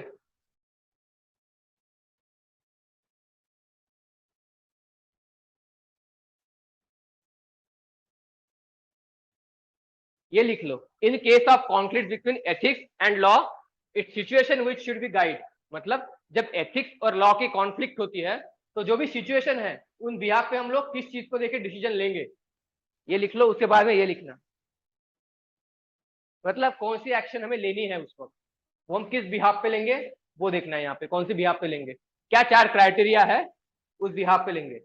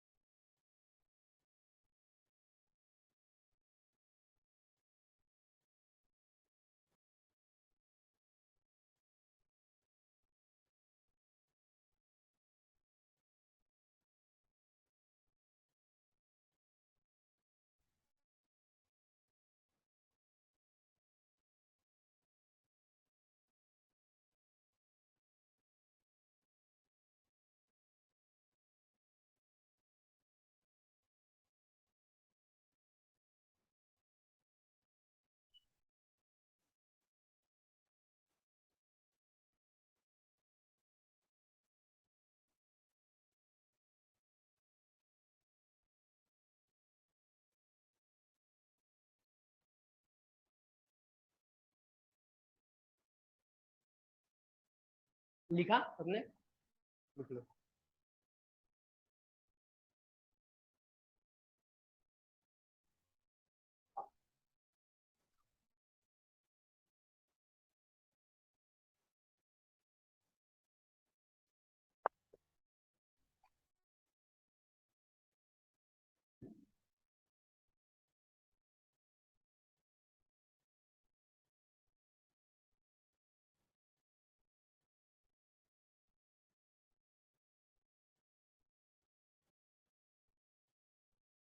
पहली कौन सी ऐसी चीज है जिसपे ब्याह पे हम लोग जज करेंगे, हमारा इंटेंट क्या है ना।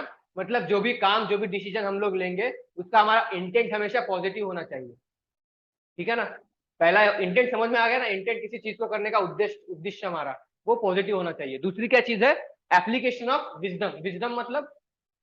विजडम मतलब चीज होती है कि ज्ञान है। ज्ञान हमको कहाँ से आता है, जो भी हमारी पास्ट लाइफ से हमारे एक्सपीरियंस होते हैं या फिर हमारा नॉलेज होता है, उस बेसिस को मिला के हमारी विजडम पैदा होती है। तो विजडम का हमें वहां पे एप्लीकेशन करना है ना। उसके इम्प्लीकेशन देखते हैं, उसको अलग अलग डायमेंशन में तोलना है। अगर मैं ऐसा करता हूं तो उसका इम्प्लीकेशन फ्यूचर में क्या होगा, मेरे इस एक्शन का इम्पैक्ट उसके बाद उस इंसिडेंट से क्या होने वाला है, हम उसको अपने विजडम के बिहार पे अपना विजडम उसको हमको वहां पे अप्लाई करना है। विजडम में फिर इमोशनल इंटेलिजेंस भी आ जाता है।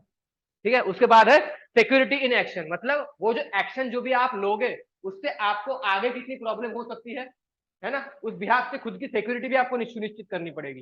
ठीक है। और आखिरी है consensus of action should be right, मतलब आपकी जो इनर वॉइस है वो आपसे मेल खानी चाहिए। क्योंकि अगर आपने डिसीजन ले लिया और बाद में आपको उस डिसीजन का पछतावा नहीं होना चाहिए। मतलब जो आपकी इनर वॉइस है वो उस डिसीजन से मैच होनी चाहिए। ठीक है। वरना अगर आप डिसीजन तो ले लोगे पर बाद में पूरी जिंदगी पछताते रहोगे कि मैंने ये क्यों किया, है ना। मुझे यूपीएससी की प्रिपरेशन करनी है तो मैंने जॉब क्यों ज्वाइन किया, है ना। ये सब चीजें होती है, आपको पहले ही एनालिसिस करनी चाहिए। तो जब लॉ और एथिक्स का कॉन्फ्लिक्ट होता है तो इन चारों चीजों को ध्यान में रख के आपको डिसीजन लेना है। ठीक है, ठीक है। जब आप डिसीजन लोगे, उस डिसीजन लेने के बाद में अगर आप सिविल सर्वेंट हो तो ठीक है, तो जो आपका डिसीजन था वो अगर लॉ के दायरे में था तो आप आंसरेबल नहीं रहोगे। पर अगर आपका डिसीजन लॉ के दायरे के बाहर हुआ तो आपको उस चीज के लिए आंसरेबल रहना पड़ेगा। आपको खुद के पास वैसे फैक्ट रखने पड़ेगी, नहीं कि मैंने इस बिहार पे डिसीजन लिया और मेरा डिसीजन ऐसे ऐसे गलत नहीं हो सकता। अगर लॉ को वेरी भी कर रहा है तो आपके लिए उसके पास जस्टिफिकेशन होना चाहिए। क्लियर है सबको। लॉ और एथिक्स का डिफरेंस, लॉ और एथिक्स का रिलेशन, लॉ क्या है, लॉ के टाइप्स क्या क्या है, एथिक्स क्या है, क्लियर है सबको। अब तक हमने देखा कि एथिक्स क्या है, मॉरलिटी क्या है, लॉ क्या है, और उन सब का रिलेशनशिप क्या है। ठीक है, अभी हम देखेंगे कि एथिक्स और रिलीजन, ये भी एक इंपॉर्टेंट टॉपिक है ना। एथिक्स और रिलीजन, एथिक्स का और रिलीजन का संबंध लिख लो, एथिक्स एंड रिलीजन, या फिर डिफरेंसेस लिख लो।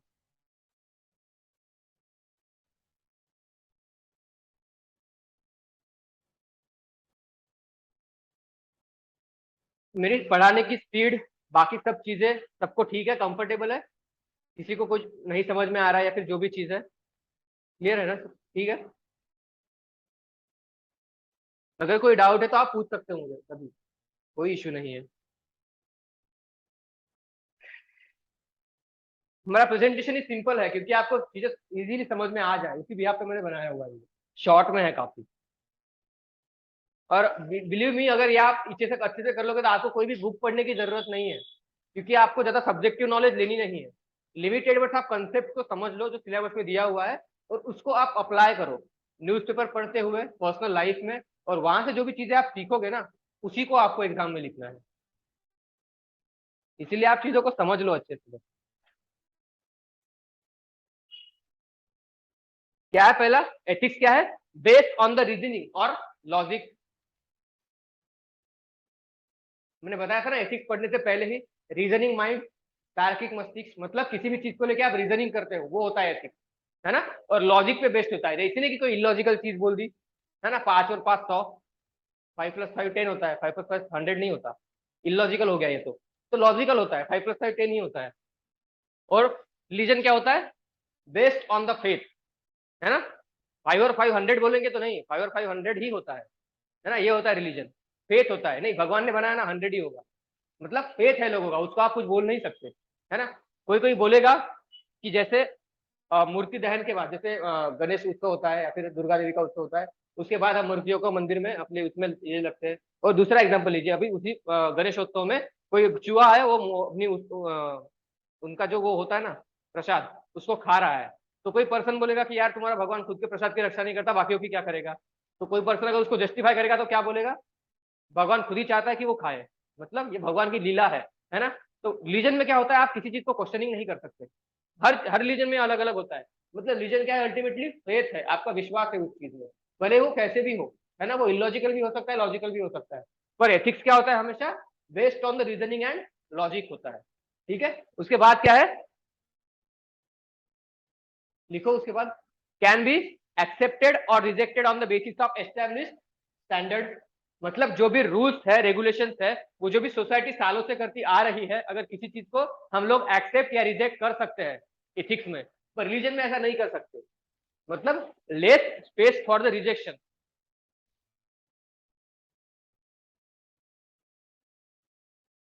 कोई जो फेथ है, कोई या फिर अगर कोई प्रोसेस है रिलीजन में, आपको उसको फॉलो करना ही पड़ेगा, ऐसे नहीं होता कि आप नहीं कर सकते, कोई प्रैक्टिस है जो भी होगी। यहाँ पे लिखना आप रिजेक्ट कर सकते हो एथिक्स में, अगर वो अनएथिकल है तो रिलीजन में अगर वो अनएथिकल भी है तो आपको फॉलो करना पड़ेगा, क्योंकि वो फेथ पे होता है, भगवान की लीला है, जैसी चाहे वैसी हो सकती है ना।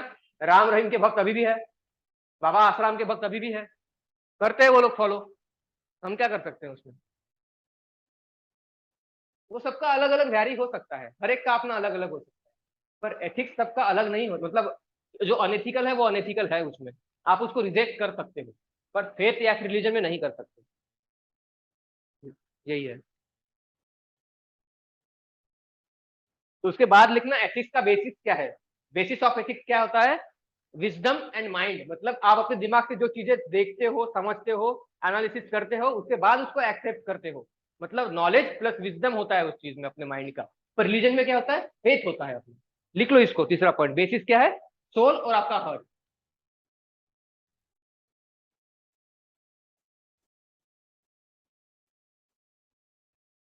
ठीक है, लिखा सबने ये।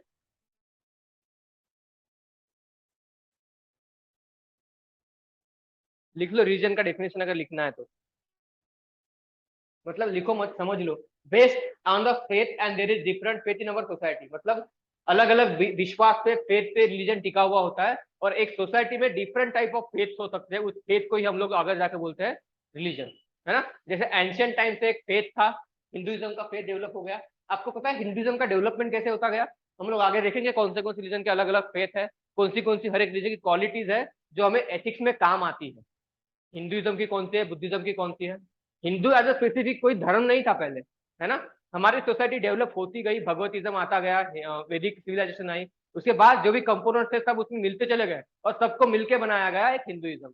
हिंदुइज्म में आपको बुद्धिज्म के कंपोनेंट भी मिलेंगे, जैनिज्म के भी मिलेंगे, इस्लाम के भी मिलेंगे, सबको मिक्स करके बनता है हिंदुइज्म, है ना। हिंदू का मतलब पता है आपको क्या होता है,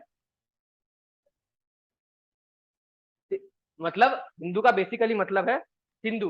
हिंदू का प्रोनाउंसिएशन अरेबिक में एच होता है, एस का एच होता है, इसलिए उन्होंने सिंधु को हिंदू कर दिया, है ना। और बेसिकली हिंदू का मतलब यह है सिंधु रिवर के नीचे रहने वाले सारे लोग, है ना, या फिर सिंधु रिवर के नीचे वाली सारी सभ्यता, उसको बोलते हैं हिंदू, और उसी से नाम गया हिंदुइज्म। ठीक है ना। तो सिंधु रिवर के नीचे रहने वाले जितने भी लोग होंगे, उनकी जितनी भी थॉट, जितने भी फेथ होंगे, उस सबको बना के मिला हुआ एक मिक्सचर क्या है, हिंदुइज्म है ना। कोई पर्टिकुलर धर्म नहीं है वो सबका मिक्सचर है ना। वे ऑफ लाइफ है ना। जैसे बुद्धिज्म में होता है धम्म, कोई रिलीजन नहीं है, वो फेथ है, वो एक वे ऑफ लाइफ है, कोड ऑफ कंडक्ट है, ठीक है ना। वैसे ही हिंदुइज्म भी है। ये लिख लो आप कि किस किस धर्म से आपको कौन सी चीजें मिलती है। जैसे क्रिश्चियन इसमें क्या मिलता है, फॉरगिवनेस, लव, केयर, कंपैशन, है ना। ईश्वर ने आपके लिए अपनी खुद की आहुति दे दी, है ना, उनको इससे यह कर दिया था, फिर भी उन्होंने सबको माफ कर दिया, फॉरगिवनेस, ये उसकी पहली प्रॉपर्टी है। पॉजिटिव, उस पर हेडिंग लिख सकते हो कि positive gains from the various religion, या फिर positive qualities of various religion. पहला लिख लेना क्रिश्चियनिटी, उसमें लिख लेना फॉरगिवनेस, लव, केयर, कंपैशन। मतलब क्रिश्चियनिटी हमें सिखाती है कि फॉरगिवनेस, लव, केयर और कंपैशन।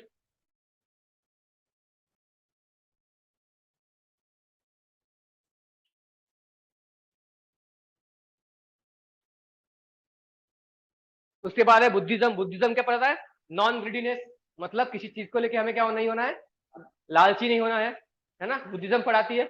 उसके बाद है मिडिल पाथ, है ना। अगर आप किसी दुविधा में फंसे हुए हो, ठीक है ना, मुझे या तो यूपीएससी करनी है या तो एमपीएससी करनी है, आपको क्या करना है, मिडिल पाथ चुनना है। डिस्क्रिप्टिव की पढ़ाई कर लो, क्योंकि अभी एमपीएससी का भी डिस्क्रिप्टिव हो गया है ना। डिस्क्रिप्टिव की पढ़ाई कर लोगे तो आपको एमपीएससी भी हेल्प होगी, यूपीएससी में भी होगी। ये क्या हो गया, मिडिल पाथ हो गया ना, है ना। ये हमें बुद्धिज्म पढ़ाता है। आपको एकदम एक्सट्रीम लेवल पे भी नहीं जाना है और एकदम नीचा करके भी नहीं छोड़ना है, एक मध्यम मार्ग चुनना है हमेशा आपके प्रॉब्लम्स में से। ये हमें बुद्धिज्म पढ़ाता है। उसके बाद सेल्फ सेक्रीफाइस, ये भी बुद्धिज्म पढ़ाता है हमें। उसके बाद सोशल एथिक्स। उसके बाद लिखना जैनिज्म की कौन सी प्रॉपर्टीज है। पहला है नॉन वायलेंस, मराठी में क्या बोलेंगे, अहिंसा, हिंदी में भी अहिंसा ही बोलेंगे, नॉन वायलेंस। उसके बाद है पीस, शांतता, ये सब जैनिज्म से मिलता है हमें। Right faith, right knowledge, right conduct, ये सब जैनिज्म के कंपोनेंट्स है, की कंपोनेंट्स, जो हमें एथिक्स में ऐड कर सकते हैं, या फिर हमारे आंसर में भी इसको ऐड कर सकते हैं, है ना।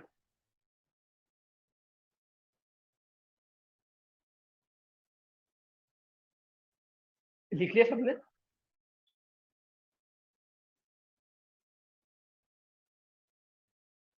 इस्लाम क्या पढ़ा था, इक्वालिटी।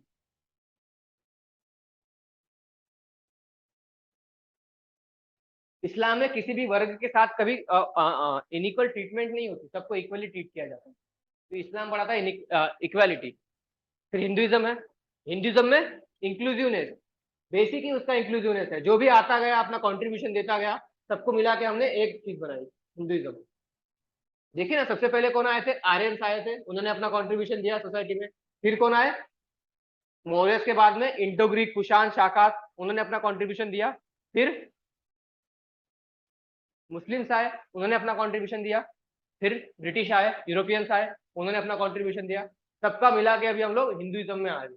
अब हिंदुइज्म में हम लोग बोलेंगे कि जो भी हमारे प्रॉपर्टीज है, हम उसमें अलग अलग वेरीफाई नहीं कर सकते कि ये लोग आर्यन ने दिया था, ये इंडो ग्रीक ने दिया था, ये मुस्लिम ने दिया, ये क्रिश्चियन ने दिया। सबको मिक्सचर बना के हमारा भी एक वो पूरा रिलीजन बन गया है ना। पहली प्रॉपर्टी है इंक्लूसिवनेस, दूसरी है प्लूरलिटी। प्लूरलिटी मतलब पर्टिकुलर किसी एक चीज को फॉलो नहीं करता हिंदुइज्म, वेराइटी है उसको, है ना। सबको एक्सेप्ट करके चलता है, प्लूरलिटी, अनेकता, मतलब विविधता में एकता, है ना। ट्रूथ, देन निष्काम कर्म, मतलब कर्म करते जाओ, फल की चिंता मत रखो, है ना, हिंदू धर्म का निष्काम कर्म। उसके बाद है ड्यूटी, धर्म। धर्म ड्यूटी है सबकी कि हमें धर्म को सुनिश्चित करना है। धर्म मतलब अधर्म नहीं होने देना है, किसी के साथ में अन्याय नहीं होने देना है, ये हिंदुइज्म का कंपोनेंट है। उसके बाद है सैक्रिफाइस, है ना।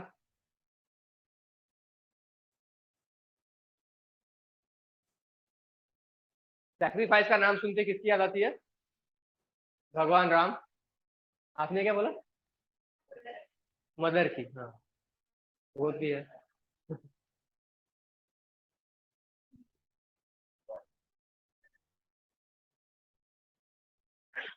लिख लिया सबने ये?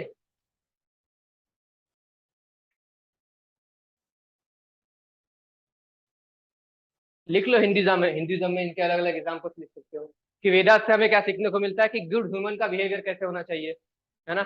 उसके बाद होता है उपनिषद, उपनिषद से हमें क्या सीखने को मिलता है? ट्रूथ, धर्म, कर्म, या फिर सत्यमेव जयते। सत्यमेव जयते कहाँ से आया हुआ है? मुंडको उपनिषद, है ना। उपनिषद का बेसिक मतलब क्या होता है? तो सीट नियर मास्टर्स फीट, वहां से जो भी नॉलेज गेन करेगा उसको बोलते हैं उपनिषद। तो वहां से इन सब चीजों को मिलता है। गीता से क्या बोलता है? सेल्फलेसनेस और ड्यूटी, खुद को भूल के अपनी ड्यूटी कैसे परफॉर्म करनी है, वो गीता से मिलता है। इसको हम आंसर में भी यूज कर सकते हैं पब्लिक सर्विसेज में, कि गीता सिखाती है हमें।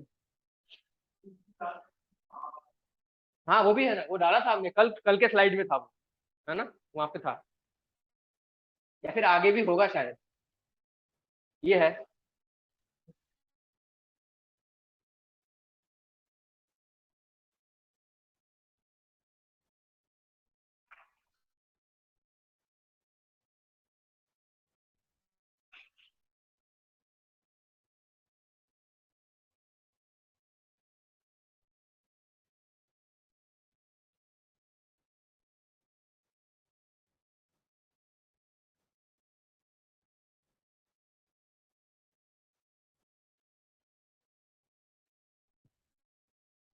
इसके बाद आपकी कोई क्लास है, या फिर आज एक ही क्लास की हो रही है अभी?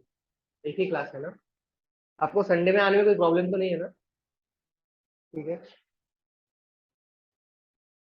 कर लेंगे हम लोग कवर। ऐसा ही अप्रोच रखना है ना हमें, या फिर कोई और इसमें इम्प्रूवमेंट चाहिए आपको? आप बता सकते हो फ्रीली। सूरज, ठीक है ना।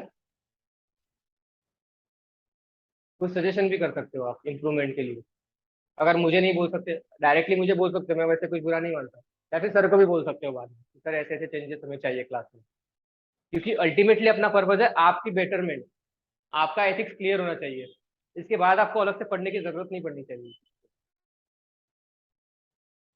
लिख लिया सबने? इसे लिख लो। बस इतना लिखना, महाभारत में धर्म कर्म, इतना ही लिखना, ज्यादा मत लिखो। रामायण में एडेरेंस टू ट्रूथ, राम राज्य, गुड गवर्नेंस। राम राज्य ऐसा रहता है, राम राज्य का जिक्र कौन करते हैं? महात्मा गांधी करते हैं, है ना। उनके हिसाब से क्या होना चाहिए? राम राज्य में क्या था, बेसिकली क्या था? हाँ, स्टेटलेस सोसाइटी, मतलब कोई नियम नहीं है, कोई सरकार नहीं है, लोग अपने बिहाफ खुद से अच्छा वक्तव्य कर रहे हैं, मतलब उनका जो भी कंडक्ट होगा वो बहुत सबका अच्छा होगा। मतलब ऐसा कब होगा? जब सबके इथिकल वैल्यूज अच्छे होंगे और सबके मॉरल वैल्यूज भी सिमिलर होंगे, तब कोई बुरा कर्म नहीं करेगा। मतलब किसी का कंट्रोल किसी पे नहीं होगा, स्टेटलेस सोसाइटी। इसको था राम राज्य का कंसेप्ट, रामायण से आया हुआ था। उसको हम लोग यूज कर सकते हैं गुड गवर्नेंस में। गुड गवर्नेंस क्या है, ये सब लोग आप आगे देखना ही है, बहुत से टॉपिक देखने हैं हमें आगे। आज हम लोग देख ले एसेंस ऑफ एथिक्स क्या है बेसिकली।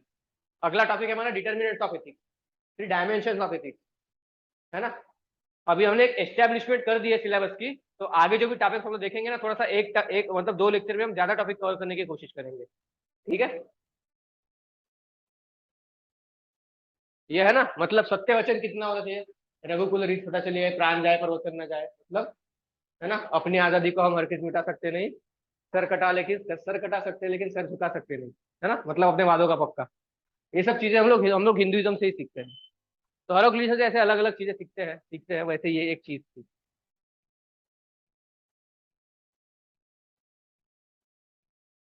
एथिक्स और रिलीजन में सिमिलरिटी क्या क्या है, दोनों ह्यूमन के वेलफेयर के लिए बनाए गए हैं, है ना। एक ह्यूमन वैल्यूज को इंश्योर करने का काम दोनों करते हैं, मतलब ह्यूमन कंडक्ट बेसिकली कैसा होना चाहिए, दोनों इंश्योर करने का काम रिलीजन भी करता है और एथिक्स भी करता है ना।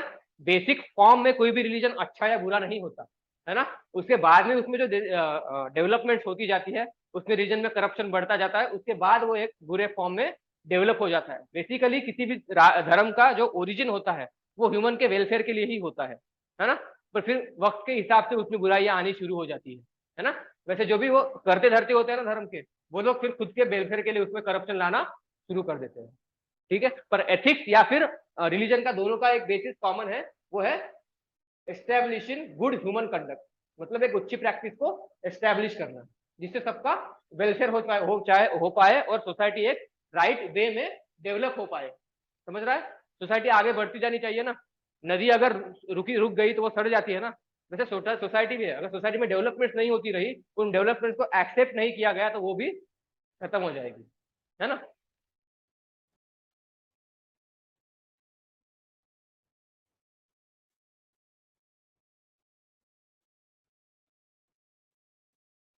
जैसे देखिए, जैसे हमने बेसिक बेसिक चीजें हमने देखी, जैसे बुद्धिज्म की देखी, क्रिश्चियनिटी की देखी और हिंदुइज्म की देखी। मोर नियर अबाउट ये सारी जो भी प्रिंसिपल्स थे वो एथिकल वैल्यूज ही थे, डायरेक्टली इनडायरेक्टली, है ना। मतलब ये सब चीजें जो होती है, उन सब चीजों में, दोनों चीजों में काफी चीजें सिमिलरिटी होती है ना, रिलीजन और एथिक्स में। मतलब कुछ पॉजिटिव चीजें हैं जो एथिक्स की है, वही पॉजिटिव चीजें रिलीजन की भी है ना। जो भी प्रॉपर्टीज हमने देखी अभी, जैसे non violence, truth, inclusive society.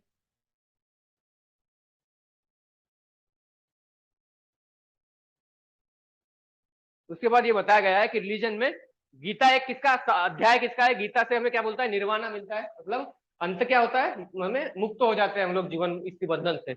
उसके बाद है एथिक्स में क्या होता है, कांट गांधी, मतलब इनके सिद्धांतों को फॉलो करके हम लोग क्या कर सकते हैं, एनलाइटमेंट या फिर विजडम हमें मिल सकती है, और हम लोग अपने आखिरी एम को पा सकते हैं, ठीक है ना। ये चीजें इसमें दी गई है, मेरे ख्याल से हो गया ये। अच्छा।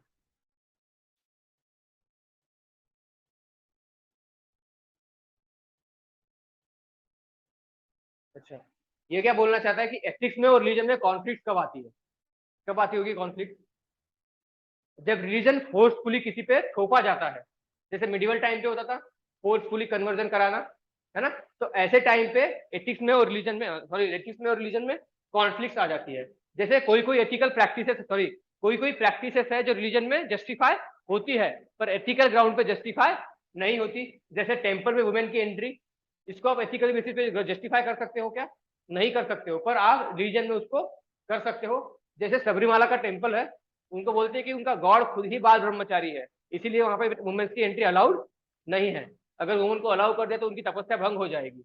और एथिकल ग्राउंड पे क्या बोलते हैं, अगर भगवान खुद की तपस्या भंग होने से नहीं बचा सकता, वो किस चीज का भगवान है। पर दूसरी चीज ये है कि वहां के जो ट्राइबल्स है, उनका वो बिलीफ है ना, अगर हम वहां पे वुमेन्स को भेजेंगे तो पॉसिबिलिटी है कि वहां पे उनकी अपेक्षाओं का भंग होगा। और ऐसे हुआ भी था, जब सुप्रीम कोर्ट ने डिसीजन दिया था कि वुमेन्स को अलाउ किया जाए, और एक दो सोशल वर्कर जब वहां पे पहुंची थी, तो वहां की ट्राइब में से एक दो ट्राइब के किसी लोगों ने सुसाइड करना चालू कर दिया था। तो इसीलिए फिर सुप्रीम कोर्ट ने उस पर डिसीजन पे रोक लगाई गई, और फिर ग्रेटर बेंच का एस्टेब्लिशमेंट किया गया। तो रिलीजन और एथिक्स में कॉन्फ्लिक्ट होते रहती है। दूसरी चीज, ट्रिपल तलाक, है ना। इस्लाम कभी नहीं कहता कि आप औरत को 3 बार तलाक करके तलाक दो, उनके कुरान में भी नहीं लिखी गई है ये चीज, पर ये क्या है, करप्ट प्रैक्टिस है। इसका मतलब वहां पे क्लैश है। आप किसी भी वुमन को ऐसे 3 बार तलाक करके तलाक नहीं दे सकते हो, है ना, ये अनएथिकल है, ये एथिकली रॉन्ग है।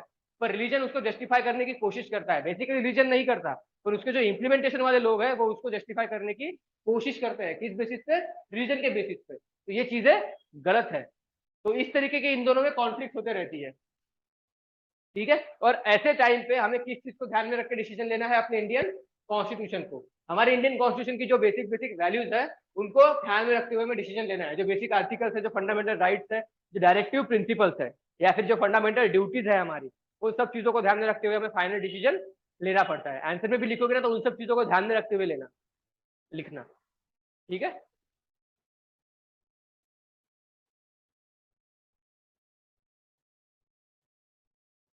अभी ये भी है कि पीपल, लोगों ने क्या खाना चाहिए क्या नहीं खाना चाहिए, है ना। किसी चीजों का रिलीजन बोलता है कि गाँव भैंस को खाओ, कोई रिलीजन बोलता है कि नहीं खाओ, है ना। ईटिंग प्रैक्टिसेस में भी वेरिएशन आता है ना। तो ये भी क्या होगा, एथिक्स और रिलीजन में कॉन्फ्लिक्ट हो गया। ठीक है। अब देखिए, अल्टीमेटली जैसे कोई लोग बोलते हैं ना कि हमारा एंशियंट टाइम पे हमारा धर्म बहुत अच्छा था, तब ये सब लोग नहीं थे हमारे पास है। पर बेसिकली जब आपने पढ़ा होगा, अब देखिए मैं आपके किसी के धर्म के इसको ठेस नहीं पहुंचाना चाहता, पर आपने पढ़ा होगा ना कि एंशियंट टाइम पे यज्ञ होते थे, है ना। वहां पे अभी बकरी का दहन, वो क्या बोलते हैं उसको, सैक्रिफाइस, है ना। सैक्रिफाइस की प्रैक्टिसेस कभी भी थी एंशियंट टाइम पे। तो सैक्रिफाइस क्या उसी के लिए होते होंगे क्या? खाली मार के छोड़ दिया, तो उसको लोग खाते नहीं होंगे क्या उस चीज को? ऑब्वियस है कि खाते होंगे। तो मतलब मांस प्राणियों को खाना हमारे एंशियंट टाइम पे भी था, मिडिवल टाइम पे चलो थोड़ा बढ़ गया होगा, पर वो एग्जिस्ट हमारी सोसाइटी में पहले से करते आ रही है। तो जो लोग ऐसे बोलते हैं कि यार ये पर्टिकुलर धर्म किसी प्राणी को मारता है इसलिए मैं उसके अगेंस्ट हूँ, तो एक सहाय सा मतलब क्लियरली बकवास कर रहा है वो बंदा, है ना।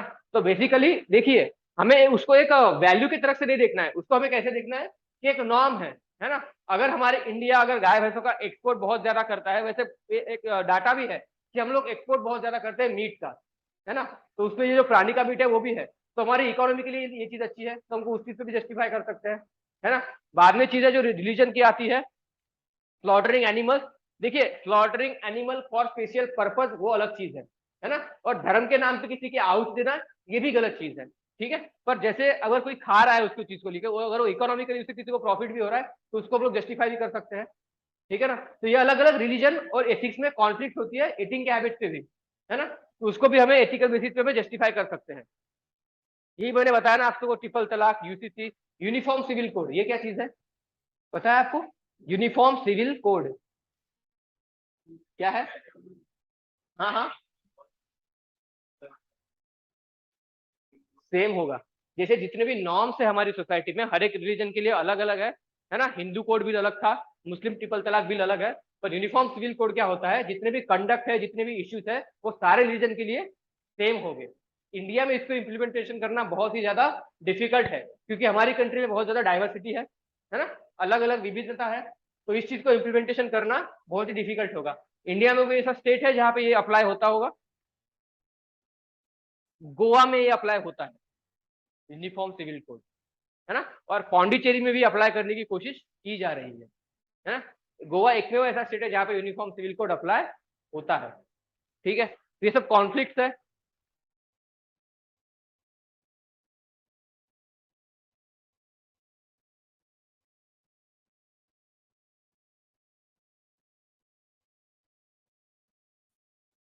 मतलब ये क्वेश्चन पूछा गया है कि जितने भी इश्यूज हमने देखे ऊपर, है ना, उसमें आपका कोर्स ऑफ एक्शन क्या होना चाहिए।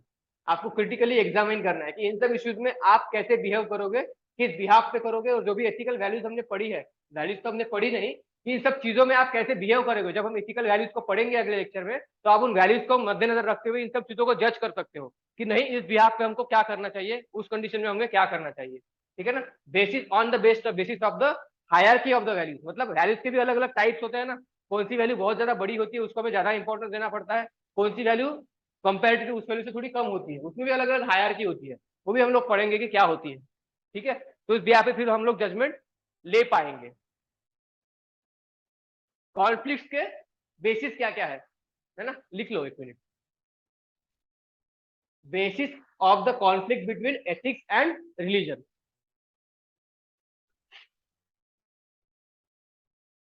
मतलब ऐसे कॉन्फ्लिक्ट क्यों होते हैं।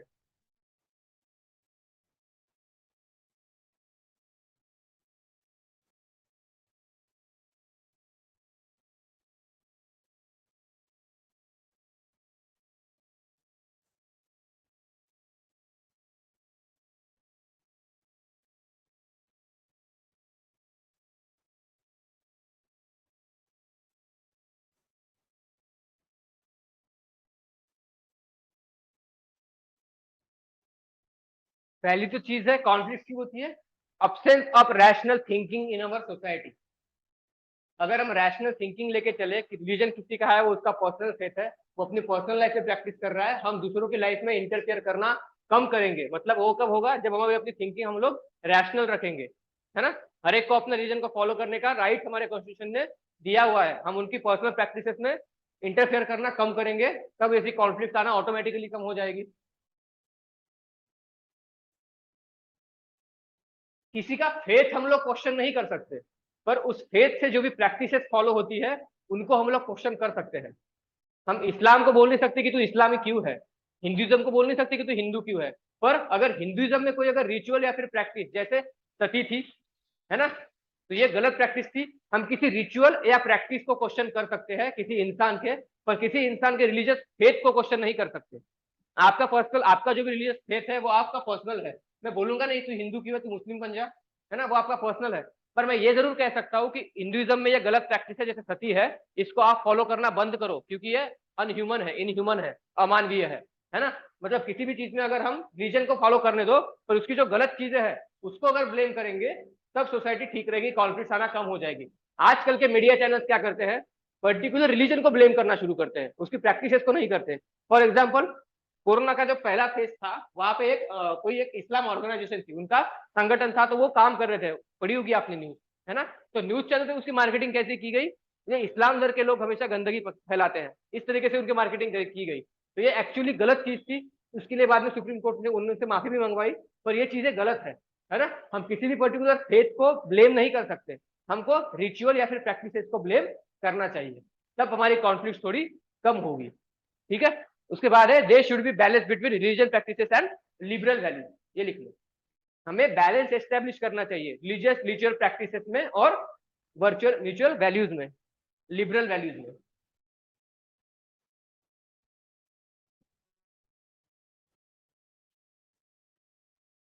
क्लियर है यहाँ तक सबको, है ना, ये लिख लिया सबने।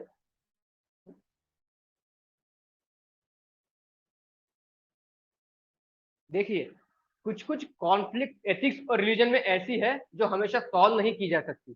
कुछ कुछ इश्यू जैसे है जिनका पर्टिकुलर आंसर नहीं निकलता, जैसे मैंने पढ़ाने से पहले ही बताया था कि एथिक्स को आप मैथ्स के नजरिए से नहीं दे सकते। एक्स की वैल्यू 5 है, वाई की वैल्यू 10 है, x plus y is equal to 15, particular answer मिल गया। पर एथिक्स में ऐसा जरूरी नहीं होता कि हर कॉन्फ्लिक्ट का एक पर्टिकुलर कॉन्फ्लिक्ट सोल्यूशन आप बना पाओ, है ना। उसको आप बस, आपको बस किसी वैल्यू के बेसिस पे तोल के देखना है कि नहीं ये हो सकता है, पर इसका अगर मैं ऐसे करूंगा तो जरूरी है कि ये सही ही होगा, इसको आप पर्टिकुलरली बोल नहीं सकते। इसमें से कई इश्यूज ऐसे हैं जिनका आंसर खुद मैं भी नहीं दे सकता या फिर सुप्रीम कोर्ट भी नहीं दे सकता, पर सुप्रीम कोर्ट करेगा क्या, फैक्ट्स के बेसिस पे, एथिकल कंडक्ट के बेसिस पे उस चीजों को जज करके देखेगा कि ये उसका हो सकता है, भले ही उसमें इंप्रूवमेंट की एक्सपेक्टेशन फ्यूचर में भी रहेगी। समझ में आ रहा है ना। तो हम जितने भी डिसीजन लेंगे उसमें हम वैल्यूज के बेसिस पे उसको एनालिसिस करके देखते हैं, पर पर्टिकुलरली वो डिसीजन राइट या रॉन्ग होगा वो फिर पब्लिक ही उनको बताती है। अगर रॉन्ग हुआ तो उसको अमेंड करके फिर से चेंज किया जाता है, अगर रॉन्ग नहीं हुआ तो वो फिर कंटिन्यूएशन में चलता रहता है। तो एथिक्स क्या है, मॉरलिटी क्या है, लॉ क्या है, रिलीजन क्या है, इन सब का आपस में संबंध क्या है, क्लियर है सबको। एथिक्स का मॉरलिटी, एथिक्स का मॉरलिटी से रिलेशन क्या है, एथिक्स का लॉ से, और एथिक्स का रिलीजन से क्या है, ये सब हमने आज देखा। क्लियर है सबको, ठीक है। 10:50 हो गए हैं, मैंने आपको एक क्वेश्चन दिया था लिखने के लिए, दिया है ना, उसको लिखो, 10 मिनट में लिख लो, और उसमें आपको कम से कम 100 या फिर 150 वर्ड्स में लिखना है, 100 वर्ड्स में लिख लो चलो। 10 मिनट में आपको 100 वर्ड्स लिखने हैं उस क्वेश्चन के बारे में, आपकी अंडरस्टैंडिंग के बारे में, जो भी है। आज का टॉपिक सबको क्लियर है, किसी को कोई डाउट है इसमें, नहीं है ना। अगर रहा तो आप लिख के रखना, हम अगले लेक्चर में पहले 5-10 मिनट में उसको डिस्कस करेंगे, ठीक है। अगला टॉपिक हमारा होगा हमारा डिटर्मिनेंट्स ऑफ एथिक्स। सर को बोलना ग्रुप बनाए या फिर आप लोग बनाओ, उसमें मुझे ऐड करना, मैं अगले क्लास के नोट्स उसमें डाल दूंगा, और ये भी डाल दूंगा, पिछले क्लास के भी उसमें ऐड कर दूंगा मैं, ठीक है। नहीं तो मेरा एक टेलीग्राम पे भी चैनल है, उसका नाम है, यूट्यूब पे भी है अपना, कैसे करेंगे यार,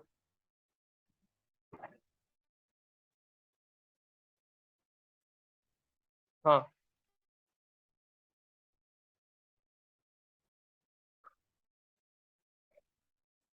ये एक चैनल है मेरा टेलीग्राम पे, इसमें मैं सारी नोट्स डालते रहता हूँ, अपडेट करता है, तो इस पे इसको ज्वाइन कर लेना। एथिक्स एंड, वही वाला क्वेश्चन लिखना है, हाँ। उसमें था ना पर्सनल एक्सपीरियंसेस वाला, उसको लिखना है। ये टेलीग्राम है, यहाँ पे भी आपको नोट्स मिल जाएगी, है ना।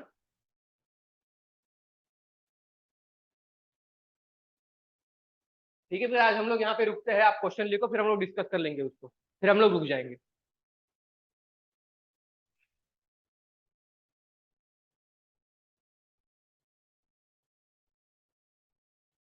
इसमें बैक कैसे जाते हैं, बंद कैसे करते हैं इसको।